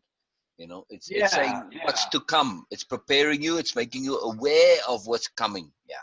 All right. So share a bit your notes on session 2 so far, as far as you've gotten. We didn't really get like super deep into it yet, but oh yeah. Is that what you're saying? That's what she's saying. She's saying. Right. Yeah. Right. Brilliant. Brilliant. Where Bridget and Pierce? Oh, they're here. I think they're upstairs. I can get them. Oh no, it's all right. I was just curious. That's all Before we end, I'll call them downstairs. Yeah. Okay. You know, just because they haven't been present. Normally, I see them moving about. And I see you talking to them. And the same thing yesterday. I didn't see them, so I thought maybe they're visiting or something, which I would have been surprised at. But you know, but I thought I heard you talking to them earlier. They're just playing. They're preoccupied. Excellent. So before you go, real quick, I've been meaning to ask, how's the? I assume not anymore now, but how was the golf going with Pierce? Well, his last session was that in November. Yeah. Yeah, and then we did the inside. Yeah, we did an inside thing.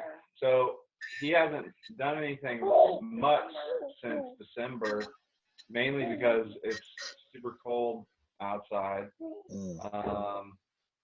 And he was gonna start in April. All right. But with this virus thing, we don't know. Yeah, it'll be gonna start or not. time, maybe. So it might be. It'll probably be May or June. Yeah. So. He misses it. Yeah, he misses it. He's looking forward to starting again. Yeah. Well, tell him, you know, playing golf in your mind is very powerful. Oh, yeah. Yeah. Well, he'll go outside periodically too. Oh, and go and swing and practice. Oh, it's fantastic. Yeah, he has some practice balls. So at some point in time, we'll do that. We'll get on Zoom together and you know, even just outside, if it's a place where you can just swing, you know, I'll share a few things that will really make a big difference. Promise you. Very simple things. Yeah. I like it too. Actually. Yeah, good. All right. We'd love to do that. Golf is a very magical thing. It is a profound application of self. You can get self-feedback on yourself instantly through golf. It's very unique thing. You don't often get feedback on yourself, where you can see what you're about. The difference between a practice swing and an actual swing, you see it all the time. People make perfect practice swings. They go to hit the ball, nothing. And they really do make good practice swings. It's all about intent, golf, conception. Everything I talk about, I can put it into golf practically. So it's a way of impeccability. I can really demonstrate it very literally through golf. It's very magical. Yeah, yeah, Interesting. yeah. Something special. Oh yeah, oh yeah, Way of golf. yeah. All right, just whatever you got. So we'll just start. You got something? Yeah. Go I need ahead, to go Janelle. grab. Okay. I'll go to the bathroom. Well, one of the key points A was little to forward. know. Oh, here. Yeah, Oh, please. hold on. It just helps me. Oh. Otherwise, I got to strain to listen a bit. So, and I like hearing you. I Sorry, like we're hearing you. into everything. She's trying to make a mess. Ah, brilliant, brilliant, brilliant. So one of the points was to know the enemy. You know, that was brought up in Yes. specific practices, and just pondering that you need to know your weaknesses, you need to know your bad habits, you know, you need to know where the holes in your armor are, so to speak. And then just thinking about it even more, our greatest enemy is us. You know, we're the ones that sabotage our opportunities. We're the ones that create the bad habits. And then if you go even deeper, really it's our mind. Our mind is what Even deeper, it's our unawareness. And there you go. Keep peeling the onion away. Right, exactly. This is very important to know, to keep peeling that onion until we get to the end.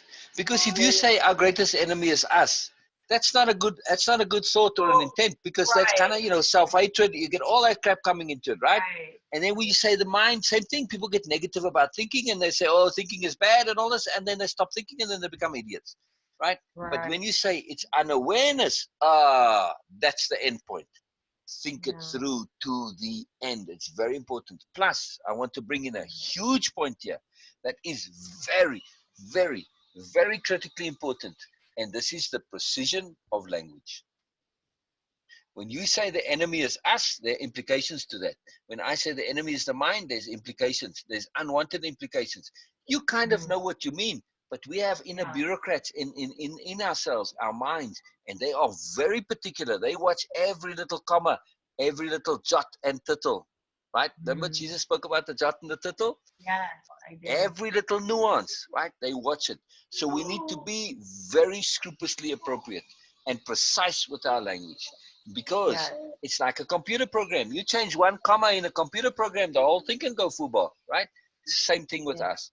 So when we say the enemy is, we have to be very clear. The enemy is unawareness. That's it. That's the enemy. Yes, the enemy can be things like indulgence as well, or negativity, but all these things, even negativity sometimes can be appropriate, right?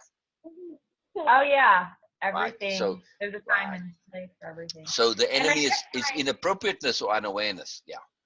Right, and I guess what I was saying was, like, I know who I am, my true being, and my mind wars against who I genuinely are. So when I say I'm not the actual me, but the mind that I, but I know I understand. Yes. Even more precise, a part of your mind.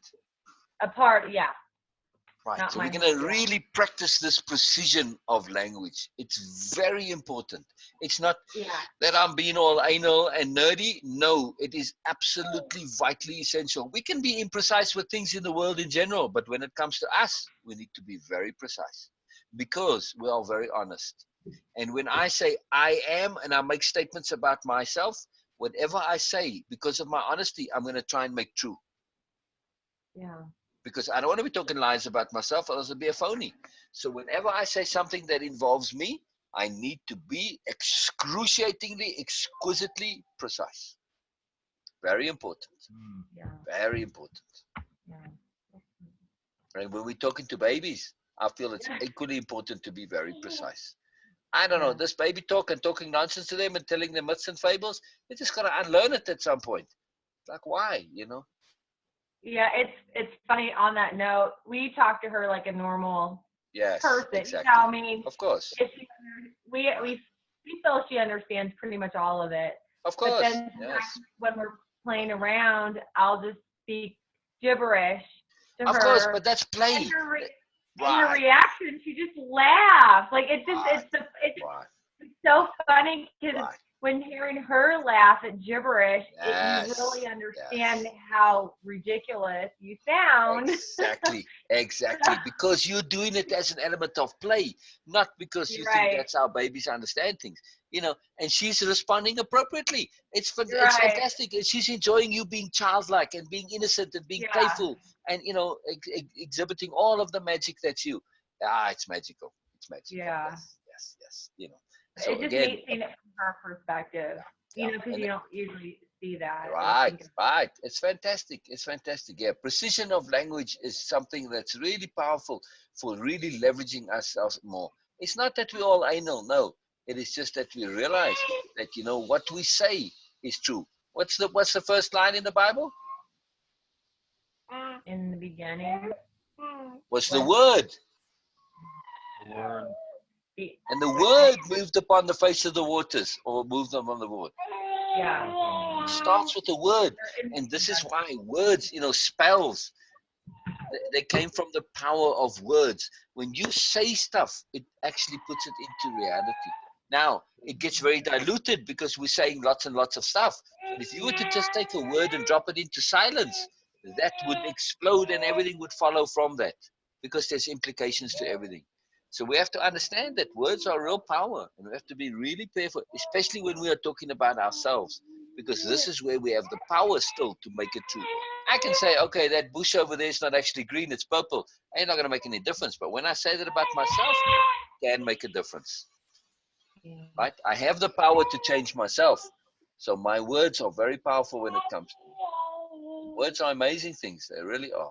So our position of expression when it starts with ourselves, because this is the one place where we are in authority, right?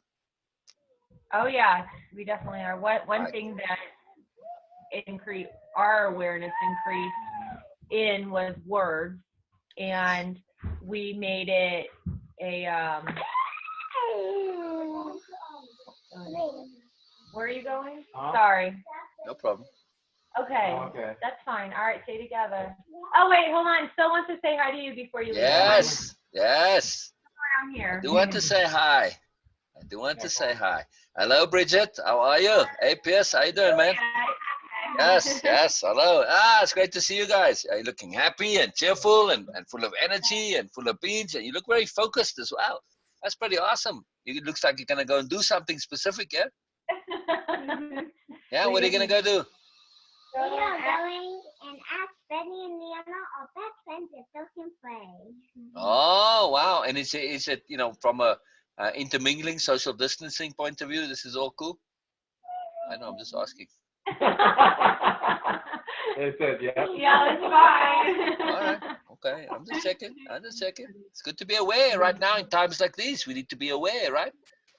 Yeah. Now we see the power of awareness. Right now we need to be aware of pretty much everything, right?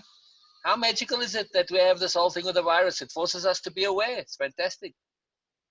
Awareness is power. Awareness is what keeps you alive, and awareness is what keeps you safe, and awareness is what keeps your family safe, right? Isn't that something? I know, I just find it very incredible. It's very magical.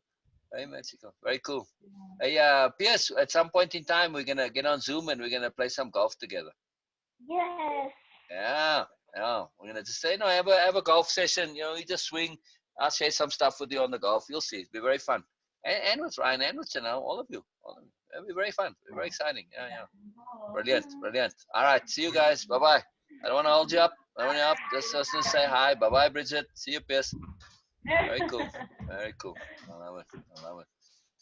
I never relate to children as children. I always treat them as people.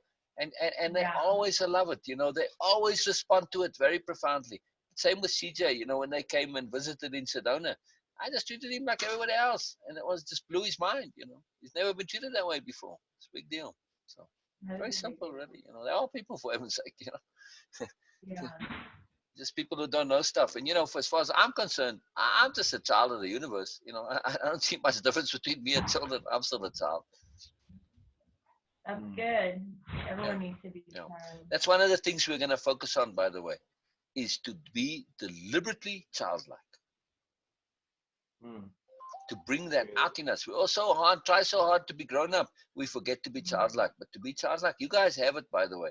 It's much easier for you than for most to bring out that childlikeness. You still have it, and celebrate it, maximize it. Be aware that you are children and that we are perpetual children. It's an incredible, magical thing, you know. When we know we are children, this leverages our strategy. Yeah. Those kids aren't going out there as adults. They're going out there knowing they are children. Changes their perspective, yeah? They relate to the world differently as a result of that. Yeah. I think it's a very healthy thing to keep that. You know, as a child, you don't do certain things. You know, you don't go, you know your limitations, you know your boundaries, at least if you're a sensible child, yes? Right. But you also explore as necessary. You also investigate as necessary. Yeah, but there's a balance, you know, it's a sensibility. Why lose that? Why? Yeah. There's no logic to it. If you go out, next time you go shopping as if you were a child. We probably buy a lot of stuff we don't. Okay, Yeah, a sensible child. Okay, a sensible child. Right. Yeah, but still, okay, buy Jello for heaven's sake. You know, Yeah. what does Jello cost? Very little. What harm does it do? Nothing. You know, how much fun is it? Plenty. Yeah, Jello sounds good. That would be like. Yeah, buy lots of Jello. Exactly. Jello jugglers. Right. So, in other words, on your shopping list, you want to have the things that the child would buy. Okay, not everything necessarily, but if you know, really, if you actually, I used to shop when I was a kid. If you were to truly give, say, Pierce and Bridget the full responsibility of actually doing shopping, well, I'll bet you anything they're going to surprise you. Their list won't be all child things. They will be sensible. They might forget stuff, but you'll be surprised. Try it as an exercise. Say, okay, Yeah, you know, okay. make up the shopping list and see what they come up with. It's fascinating, you know. And then you go through it and say, okay, how come this? How come that? And then they think about, oh, what about this? Oh, you know, you're not making it a right or wrong thing. You're just making it an understanding and an awareness issue. It's a magical exercise, you know. And now it becomes a fun thing as well. It's a fun thing too, you know. And they like that responsibility, you know. They thrive on it. So simple things make a big difference. But then too, you know, you see, hey, I'm gonna make my list. I'm gonna add those child things which are fun. You don't have to, you know, go crazy, but makes a difference. Makes a difference. To Yeah, be childlike and hang on to our childlike selves, this is a great skill. We are aiming in way of impeccability to be deliberately childlike and to be deliberately sophisticated at the same time. We want to be childlike with awareness, with sophistication. So we got to practice lolling our heads like that. Right. That's what she does. Stretch out. She got a very big head, yeah. It is like a Pretty melon. big. Yeah. Right. So you're a head with a body, not a body with a head. Right. Yeah, I like your big head. Yes, yes, I do like it. I got a big head too. My friend used to tease me. He called me Phone Bone from Mad Comics. The guy with the kind of long, narrow head like that. Phone Bone. I don't know if you ever read Mad Comics or not, but anyway, it was a character in there. Yeah. I'll have to look it up now. Right. Yeah. Yeah. So this thing with language, very, very important. So, all right, what's your next thing that you shared there on your list? Sorry. Oh, that's okay. I have no idea now. I kinda... It's all good. I love the diversions. You know, you bring a lot of stuff up in me. I don't know why you do, but you do. So very exciting.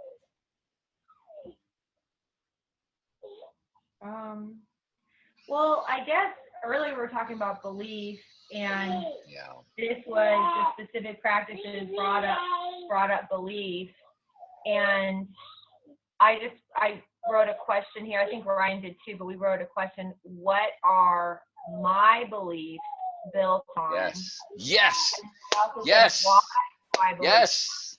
Yes. Yes. Yes. Yes. Yes. Right now, the world is telling you whatever beliefs you have, you know, based on what? That's always the question I ask people. Whenever they come and they sprout something, I say, based on what? I want to know what it's based on. Otherwise, if you can't really spell that out, it just becomes meaningless nonsense because there's so much garbage out there. I need to know based on what. Oh, because everybody said so. That's enough.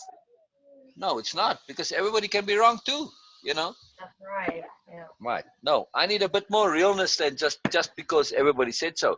Because everybody's sheep and they just grab onto everything and they start regurgitating and repeating whatever they heard. It's not enough to say. So there's many things. I want to know something real and substantial, you know. I want to see some self-evident sensibility, you know.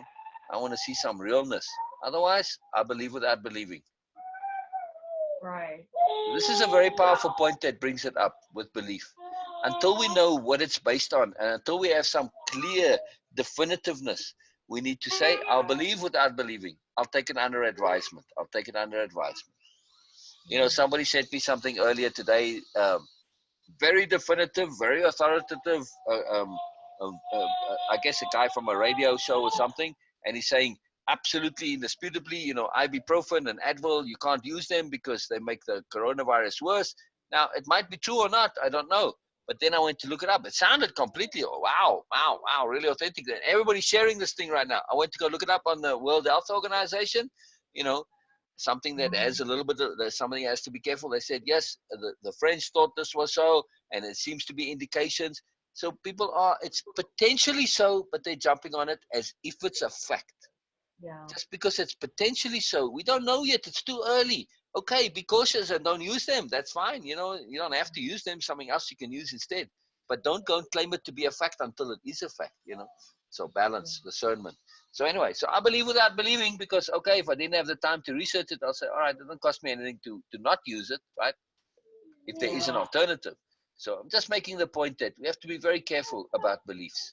And we have to really be scrupulous and impeccable about saying based on what. Beautiful point. Yeah, that's a huge question. Yes, based on what. So that's going to be kind of something that will be ongoing, obviously, but Yes. I just wanted to spend some time, Yes. you know, probably over the next several days, and just really like write down what my beliefs are That's a and big point. Yes. what they're built on, and Right. just thinking about it. Yes. I would have to say most of the statements are beliefs. Yes. You know, I mean, I would say probably like maybe 90%. Oh, yeah. Oh, yeah. Maybe even higher, but basically what people say. Correct. I mean, Correct. you have to Oh, yeah. really get down 99%. 99.9%. yeah. I agree. It's all belief out there. Yes. Yes. And Yes. then Ryan was talking about, you know, on the side of the court, you know, when you go into court, it has to be a fact. You can't Correct. just speak But something. belief's not allowed. Right, belief isn't allowed. And for something to be Right. stated as a fact, you have to have evidence. Correct. And the Correct. best evidence is an actual Yes. witness. Yes. You know, so we kind of got into that. He obviously explains And that the best, better than I the do. best witness is yourself. And the best witness is So you. self-evident sensibility, that's kind of. That's a self-proving thing, right? Right. It's not just Like, when I say self-evident, it doesn't you are the- necessarily come from yourself, but it's a self-proving proof. Yeah. Right, but you can prove to yourself by you are the best witness to your own actions. Correct. Right. So that's all. Your sense of honesty, your sense of conscience. These are your factors that you use as your baseline for self-verification. Yes. When it comes to yourself, yes, absolutely, Ryan. Absolutely. It's a great point. Yeah. Very powerful. But yeah, when we set aside now, I want to say something. You know, in one of the things that makes Way of Impeccability truly different is one of our disruptive technologies, our outside the box technologies, or things that we do that's really profoundly different, is this idea of, or this concept of, and understanding no belief required.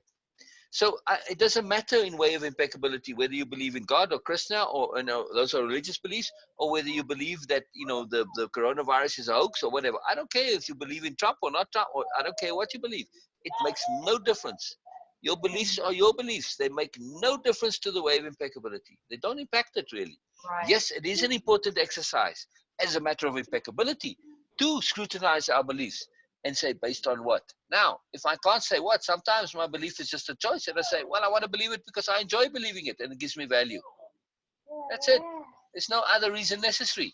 It doesn't matter from our point of view what you believe. If you're getting value out of it and it's useful to you and it doesn't transgress your conscience and it doesn't impact your integrity and your ethics, so what? You can believe the freaking moon is made of cheese. What difference is it going to make? Makes no difference. None. Right? If you're being impeccable in your integrity and in your goodness and your application and you're growing your awareness, who cares if you believe the moon is made of cheese? You might have a fantastic theory to support it if you want, but okay, some things just give us pleasure. Okay, I like the idea of the moon being made of cheese. Okay, I'm gonna believe it's made of cheese because it gives me fun, gives me joy. Okay, cool, no problem. So yeah, so we're gonna look at those things in our lives that actually are outside of belief that really make a difference, like impeccability and intent and awareness and all of these other tools. They are outside of belief, and as such they become incredibly powerful. So if we can say, we've got our foundation laid, and then we build the house, right, and it's a solid house. Then how we decorate that house, those are our beliefs. Doesn't matter. You can decorate the house whichever way you like, but you need a solid house on a solid foundation. You can decorate it with your beliefs any way you like, right? So the beliefs are separate here. And if you just look at the variety of people that are here and their personal beliefs, way of impeccability makes no difference. They haven't changed their beliefs. They still, Beena still Muslim, and a very, very good Muslim, and a very powerful Muslim. And she really understands when you listen to her. It's just amazing, like you guys. She has a different perspective on it, a very insightful, very discerning perspective. So, I learn a lot about Muslim from her. It's really fantastic, But when the bottom line is, because we are looking at abstract understandings, if on an abstract point of view, your beliefs, and when we look at the similarities, there's not much of a difference when we both believe in goodness. Doesn't matter how it comes about. We both believe in goodness. We believe in impeccability. Yes. It's not a belief, really. Oh, yeah, you're right. Impeccability is more of a fact, a necessity, because it's my core. I have to be impeccable. If I'm not impeccable and I feel like crap, and I'm going against my conscience, I can't live against my conscience. So it's not a belief to be impeccable. It's a necessity once we understand what it truly is. So this is where we get beyond belief. But again, to understand that your beliefs, yes, it is a good exercise to question your beliefs. But I mean, in a bigger sense, when it comes to spiritual beliefs and stuff that we can't easily prove. But when it comes to belief in the here and now and a mundane practical value, there we have to be very careful with what we believe. Like look at the things that people, believe against science and stuff like this. You have to be very careful based on what, and especially like now, people are going, just my friend Stephanie, she works in a convenience store at a gas station, and she was sanitizing her hands, and this woman came in and basically scolded her. And she said, "Oh, this virus thing is a hoax. It's fake." It's like, what the hell, woman? So Stephanie said to her very politely, because she doesn't have a rude button, she can't be rude. So she said, "Well, it might be, but, I'm just playing it safe. If I'm wrong, I'll just have cleaner hands. But, if it isn't fake, well, okay, I might die as a result of not wanting to look silly." Yeah. So we want to set ourselves strategically so that we get value whether things are true or not. Like in my case of friend Stephanie, she's getting clean hands or she's saving her life. Either way, whether the thing is true or not doesn't matter to her. She's gonna do it anyway, right? Right. Now, one thing that I noticed is, with a very strict religious background, Right. my beliefs, when I first started as a child, they, because of my beliefs, I made certain choices.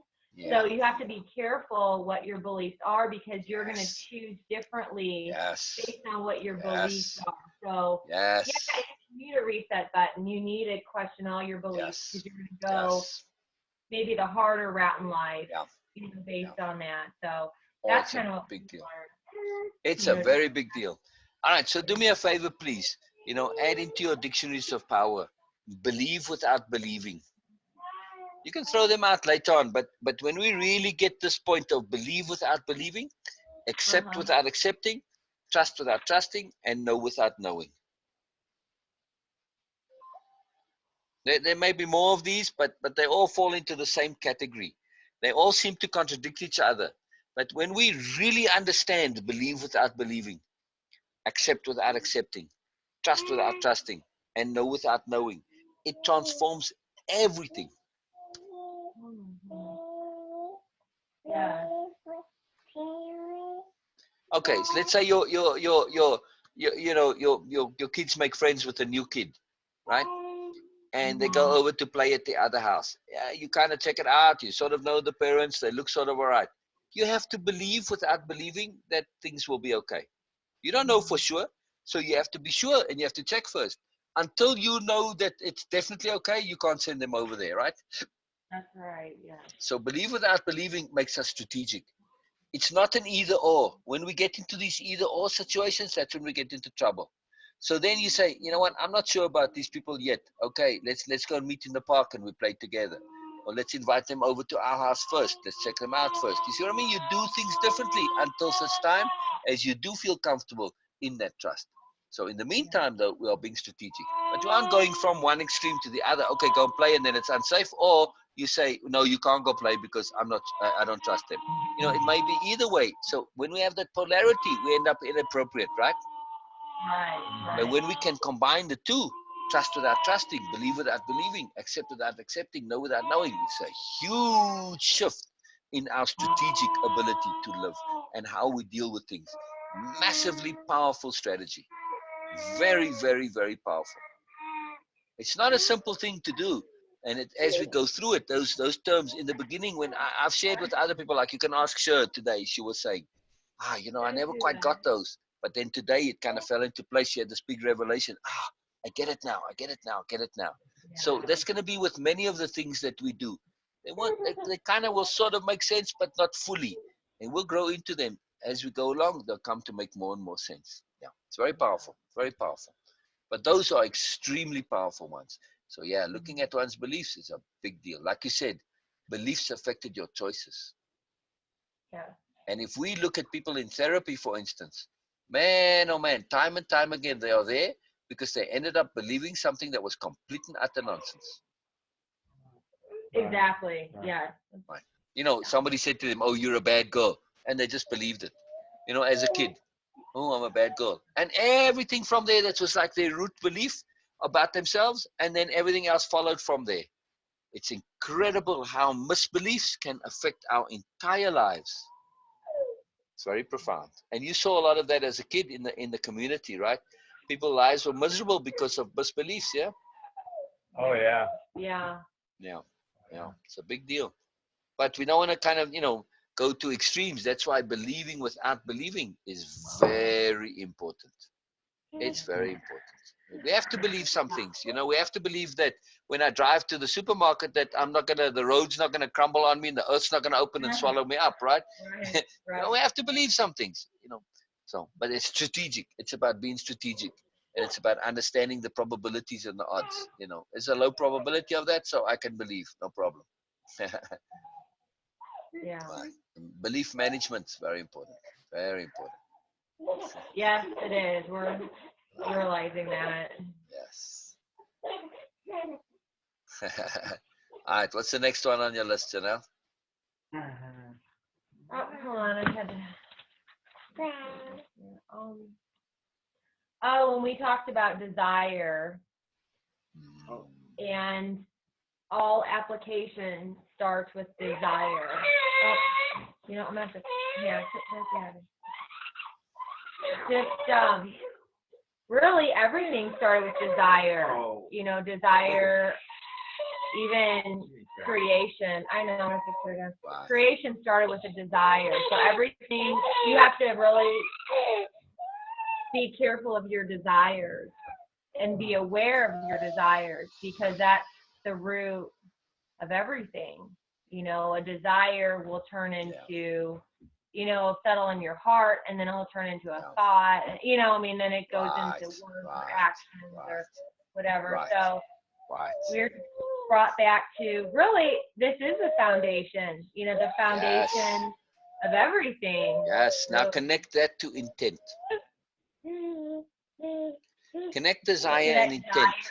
And look at the differences, right? Some people have desires which don't become intense, and they sit and fester and ferment and go, they cause all sorts of trouble. But when those intents, or and an inappropriate desire which becomes an intent also leads to inappropriateness. So when we are getting into this point of what are my desires, it's the same as saying what are my intents. And can I legitimize and can I justify my desires? Are they scrupulous desires? Are they impeccable desires? Do they make sense desires? Yeah. Are they real desires? How much stuff don't people desire that's just kind of nonsense? Yeah. And your desires can really deceive you. That's one thing that I've learned. Yes. Are they There's ego even desires? an ego, exactly. And the Bible even talks about this. Since Exactly. we're familiar with the Bible, says there's a way that seems right to a man, but Correct. in the end, it leads to destruction. And Exactly. going through life, you learn. You're like, wow, I really thought I had good intentions. I thought I had a pure desire. And you see where that takes you. And it's like, Right. I guess I needed more awareness. Yep. You can always take your desires to the courts of conscience. Yeah. And pretty much God and your soul and your integrity, they are all the judges in the courts of conscience. Your conscience, your integrity, your impeccability, God, the universe, all of them are judges in the courts of conscience. And then you bring your case. Okay, here's my desire. And now you got to make a case for your desire. Plus, you also got to argue against your own case. Right? So you're going to be prosecutor and you're going to be defendant, both together. Right? This is a very powerful exercise. Now you're saying, okay, I've got to really rationalize and justify and explain why my desire is a legitimate desire. Then I got to argue against it as well. It's a very powerful thing. And in that court of the courts of conscience, there's no bullshit, there's no lying, there's only honesty. It's a very profound thing when we really, really honestly examine our desires. Or anything, it might be a doubt, it might be an action that we did, anything, bring it to the courts of conscience if you have any uncertainty about it. It's a very profound exercise, but particularly in the case with real foundational desires. Is this legit? Can I substantiate? Can I validate it? Can I claim it? Can I justify it? Very important point. Because so often when you really do this with people and they think it through, it's like, I'm just doing it so I can be important and I can look clever and stuff like that. Those aren't legitimate. Sorry, the courts of conscience says, into the slammer with you. Sorry, nope, not gonna work, right? Yeah. Those aren't legitimate desires. So this is very important when we really look at why we are doing things. What's the root of it? Now, sometimes a desire said, well, simply because I want to, because it gives me pleasure. Why do you want to paint stuff? I really enjoy it. It fulfills me. Okay, that's a good reason. Yeah. I'm doing it because I want to look famous and everybody say, oh, what a wonderful painter. Nope, sorry. It's very simple, really. It's very simple. That buzzer is very rude buzzer. I can't quite make that sound. They have this buzzer in the courts of conscience. They buzz you out if you full of nonsense. Instead of a gavel, the judges have a buzzer. Like they do on the talent shows. When they buzz you out very similar to that. Very rude buzzers. But it's a very powerful thing. Very powerful thing. All right, you got some more? I have one more. I wrote a lot of other stuff down, but one main key point here, and I wrote down power living is the ability to choose any action at will in appropriateness. Wow. And with that, you really need to focus power living versus ego power living. Yeah. So we spent a lot of time just talking about power living and inappropriateness. That's yes. Ego is the ultimate for inappropriateness. Exactly. They're like the champion of inappropriateness. Yes. Yeah. That's ego's middle name, or a synonym for ego is inappropriateness. Yeah. And it's easy to not be honest with ourselves, and you can really justify anything. Yes. That's the tricky part, because you can trick yourself into believing and making choices. And you can make it sound really good. Yes. And that's what you have to be careful of. Yes. There's a difference between honesty and self-honesty. I know many scrupulously honest people. I would trust them with, if I won the lottery for $1 trillion, I would trust them to hang on to it and not do anything with it, right? No matter how big, but those same trusting people are not necessarily self-honest. It's an incredible difference. Yeah. That stems out of the intention to live without an agenda. Correct. Yeah. We Yeah. talked about that before. Yes. Yes. So let me make a point here about self-trust and that self-honesty and what we are looking to achieve. Go over your last point again for me. I lost my it's a big point, but just share that last point again, please, Janelle.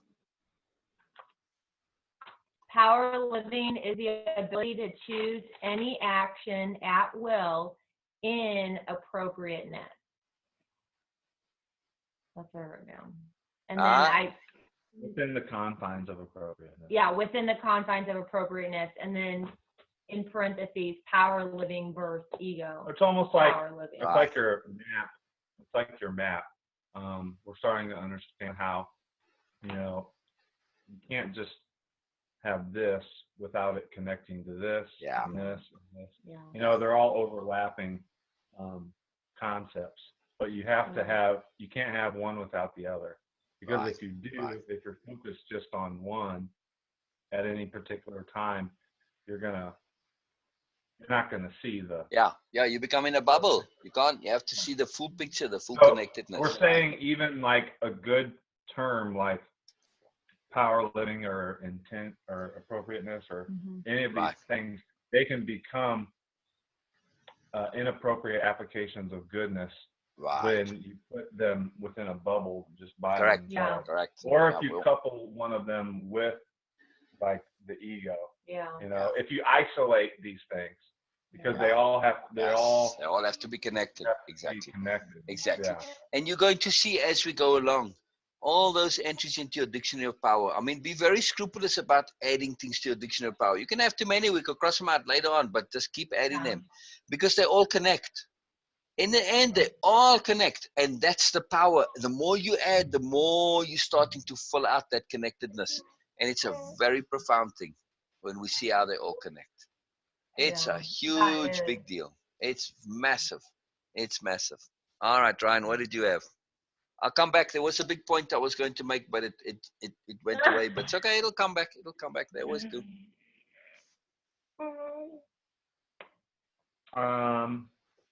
I guess in session 2,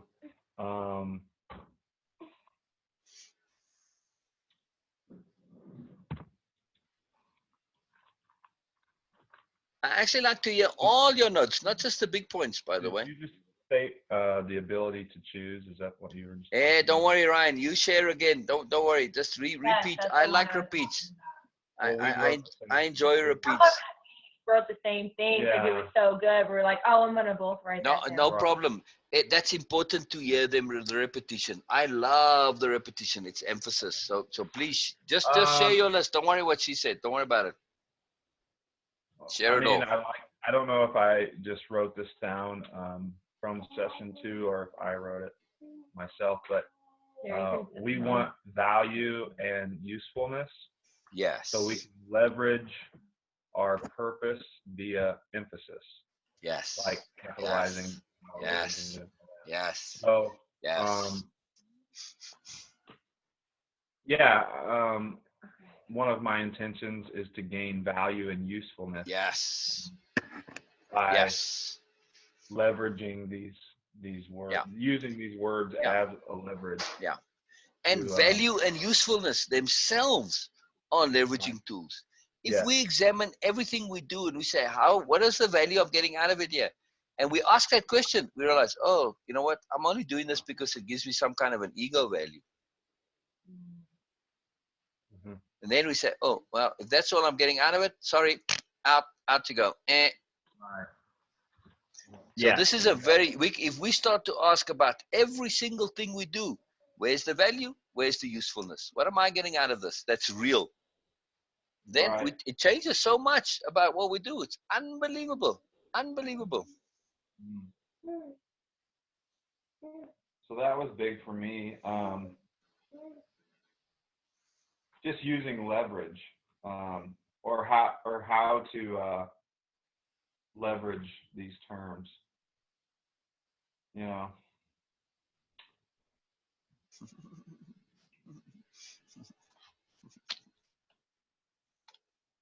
Yes, leverage is huge.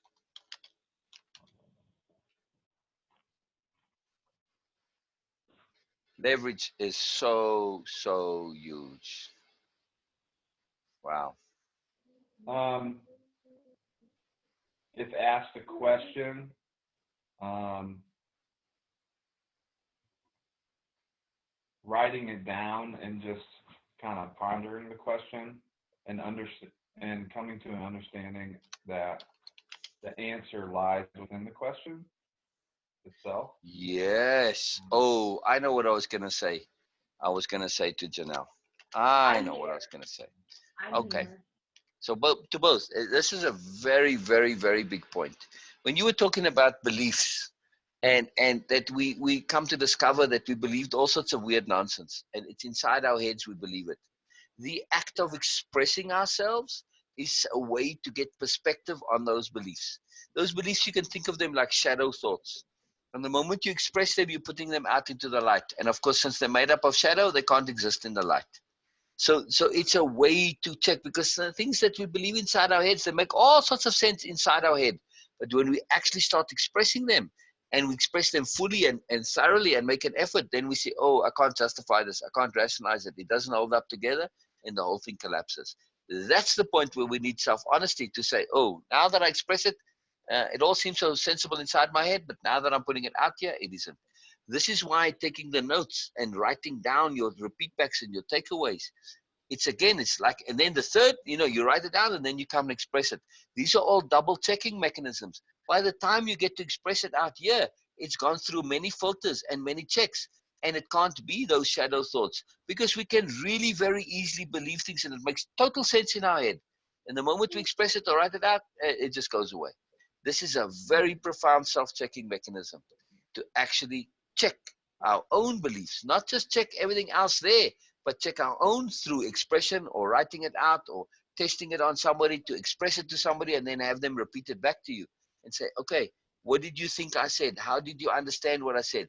And this is what I really make an effort to practice this. When you guys say things, I try and repeat it back to say, did I get it right? Did I understand what you're saying appropriately? It's a very powerful mechanism, not just for my own understanding, but as a service to you. Because when you hear me say it back, you know, now it makes sense or not. Big deal. Yeah. I'm listening. I'm Yeah. here. Yeah, no I problem. have No problem. So this is part of what we are doing. The writing and the taking, writing things out, the taking notes, and then the expressing of those notes. It's very important mechanism for checking your beliefs Hmm. and testing them, Yeah. right? Making sure they have validity. It's so Yeah. fun. Yeah. Yeah, you're right. I mean, when we do that, usually it's totally different outcome than when we just. Exactly. Inside our head, it's kind of a mess inside there sometimes. So that's part of what we are going to be doing in the way of impeccability. We're going to kind of tidy our minds a little bit. Yeah. This is what the Dictionary of Power is about. It is a mechanism for tidying the mind. So I want to recommend one really powerful habit. When you guys are discussing things and talking about things and thinking about things, make a habit out of finishing your sentences. Always. Even if you get halfway through the sentence and you realize it's just complete rubbish, finish it anyway. Finish it a poorly constructed sentence, because then it proves to you that this wasn't a good way to go. And this is how you learn. When you don't finish those sentences, you never, in some part, your bureaucrats say, but maybe it could have worked. No, finish it to prove that it doesn't work, right? So when you have this awkward sentence, right, I'm saying a very powerful habit to acquire is to always finish your sentences in verbally and mentally, right? Even if that sentence you get halfway through and it just won't work, finish it anyway, because then you prove to the inner bureaucrats that won't work and they don't try it again, right? And you get to see. So when you finish it, then your thoughts make sense. You get to see how things make sense, and you see what's necessary in order to make a finished sentence. And when you finish the sentence, you finish your thoughts. And we don't leave those implications, yeah, like, no, like by implication it's going to make sense. That doesn't work. No, I want to see actually how it makes sense. Don't just like try and kind of spin me and say to myself now, You know, don't try and spin me and just by implication say, oh, it makes sense. You know, when bullshitters come and they talk in such a way and they always imply that it's going to have some logic, there's some proof to it, but they don't actually give it to you. So this is part of not finishing sentences, the same thing. It's trying to imply that it will make sense. No, it doesn't. Finish it, show me how it doesn't make sense, then I know for next time that doesn't work. And then we always end up making sense. It's very simple exercise, but very, very powerful. Very huge for expression, leveraging our ability to express ourselves. Very powerful, very useful. Very, very, very, very powerful habit. And also, just from an expression point of view, if I listen to somebody who's not finishing their sentences, number one, it tells me they haven't really thought through what they're trying to say. Yes. Number two, it says to me that they don't really know what they're talking about. Right? They haven't taken time and effort to really actually think about it. And number three, it might say to me, well, okay, maybe they do know, but okay, if they do know, and then they're just a bullshitter. Because typically that's what bullshitters do. You know, they're always going with innuendo and implication and all of this stuff. So very powerful, very powerful. Simple things, simple things, simple things, you know. And that's how we bullshit ourselves, is when we don't finish sentences. When you think it through and you speak it out in your mind, yeah, all right. Now that I say it that way, okay, you know, it's a simple thing, but very powerful, very powerful. Oh yeah, you agree? Yeah. You have another friend? No.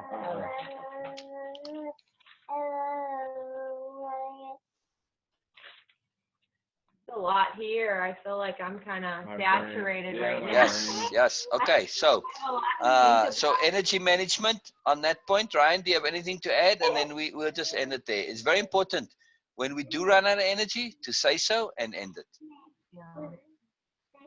Yeah, I just no, it's just a lot.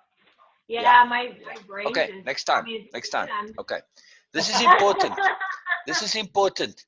Everything begins with energy management. It is the power habit. Energy management is the most powerful, potent habit. Without the habit of energy management, forget about it. Everything else is toast. Means nothing. Yeah. Right? It's the habit of habits, energy management. So, all right. Perfect. Perfect. That was Perfect good. I place wrote to it end. down. Perfect place to end. We Right. appreciate it. Thank you. Oh, it is absolutely my joy and pleasure. So just know, this is the other thing I wanted to say to you earlier. You know, I'm talking a lot now, but that always happens in the beginning because I'm sharing so much and I'm fleshing out stuff and explaining how it works and that. As we go through the program, it's going to change. You know, the ratio. Like, you know, now I'm talking more, but it's going to be the end that I just sit there listening. So it's very magical, very magical. So, you know, it's just the way, the nature of things. So. Very magical. Rachel just messaged me, so she might come on and say hi in a second. But Oh, okay. Oh, good. yeah. Well, she wants to, you know, come on Zoom. So I said, yeah. Am I free? I said, yeah, almost. And then you said, oh, my energy's up. So okay, I'm free now. You're free now. Yeah. So Fridays, on Friday mornings, they are like overlap sessions, they joint sessions, collaboration sessions, and then, you know, the other 2 days I focus just on you. Yeah, if people come, they can listen, and maybe I'll ask them a thing or two. But on Fridays, it's kind of free for all. So it was very. I'll send you the recording of earlier today. It was very magical. So if you can be here Friday mornings, it's pretty good. It's pretty good. Yeah, just so you know, going forward. Yeah, brilliant. Bye bye, Aurora. Bye bye, Aurora. Let's see ya. Aurora, I'm saying goodbye. There you go. Goodbye, Aurora. See you next time. See you next time. All right. Bye bye, Janelle. Bye bye, Ryan. Ryan, you good? You good? You good, Ryan? Yeah. Okay. And, you know, just like kind of, I like to end on a high point. Not. You just seem kind of like. So I want to make sure you're good. It's very important, man. It's very important. Oh, I'm just kind of tired today. Yeah. Energy management is very important. Very important. Yeah. Make sure you guys get extra sleep. You know, one of the things that you don't get an infection is when when we're tired. You know, make sure immune system low and you're more susceptible. So now you want to really be scrupulous about getting enough rest and sleep. Absolutely critical and essential in these times. Yeah. Very, very important. Yeah, you're right. Because, you know, the kids are still connecting with other people. There's always a chance, you know, you don't know where those other people were, right? Right. Yeah, hopefully just at home. Yeah. Yeah, but there's still, you know, they have one person who's coming from the outside. You know, it just takes one to enter the chain somewhere, and then the whole thing goes football. You know, so just saying, you know, be extra vigilant, be very, very careful. All right, Okay, all right. thank you. Bye bye. All right. All See right, you, bye. see you on when Monday, right? Monday? I have no idea. Oh, let me look at my calendar. Let's see. Hang on, before you go. On Fridays, I always like to do housekeeping, and no, I have you for Tuesday. Tuesday. Okay. Tuesday at my time, 6 o'clock, so 8 o'clock your time. You want to do 8 in the morning? Or? Can we do a little bit later? Or do you have any flexibility? For Oh, her, sure. it's, You can either come at 8 o'clock, or I mean, I like you guys coming early because then Beena's still here. But you can come at 10 o'clock my time, 12 o'clock your time. Is you that wanna better? do 10 o'clock? Wait, what'd you 12. say? Do you want to 12 do o'clock? 8 or 12? Yeah. It will Let's be do now. 12 o'clock your time. Yes, either 8 o'clock your time or 12 o'clock your time. We'll do noon. Then, Just because I just have a lot going on in the morning Okay. lately. Okay.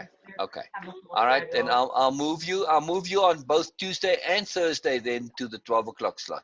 Perfect. Okay. So I have that those sounds open really still. good. Okay. Okay. That's perfect. Okay. Thank you. Okay. All right. I should So wait then this I one. pretty much got you all 3 days: Tuesday, Wednesday, Thursday, but at 12 o'clock rather than at 12 o'clock your time rather than 2 o'clock your time. Okay. okay. That works. Yeah. Okay. Okay. All right. Oh, you are waving now. Okay. Okay. So I've got you 12 to 2, and then again on Fridays you can come earlier, of course, too. Okay. You can come first thing because it's an open session. So like Sue, she stayed most of it, and Donna stayed for a long time. So yeah, it's brilliant. Okay. All right. See you That next sounds week. good. See you Thank next you. week. All right. Bye. Fantastic. Bye. All right. Bye bye. Bye bye. Bye bye, Aurora. Bye bye. All right. And meeting for all.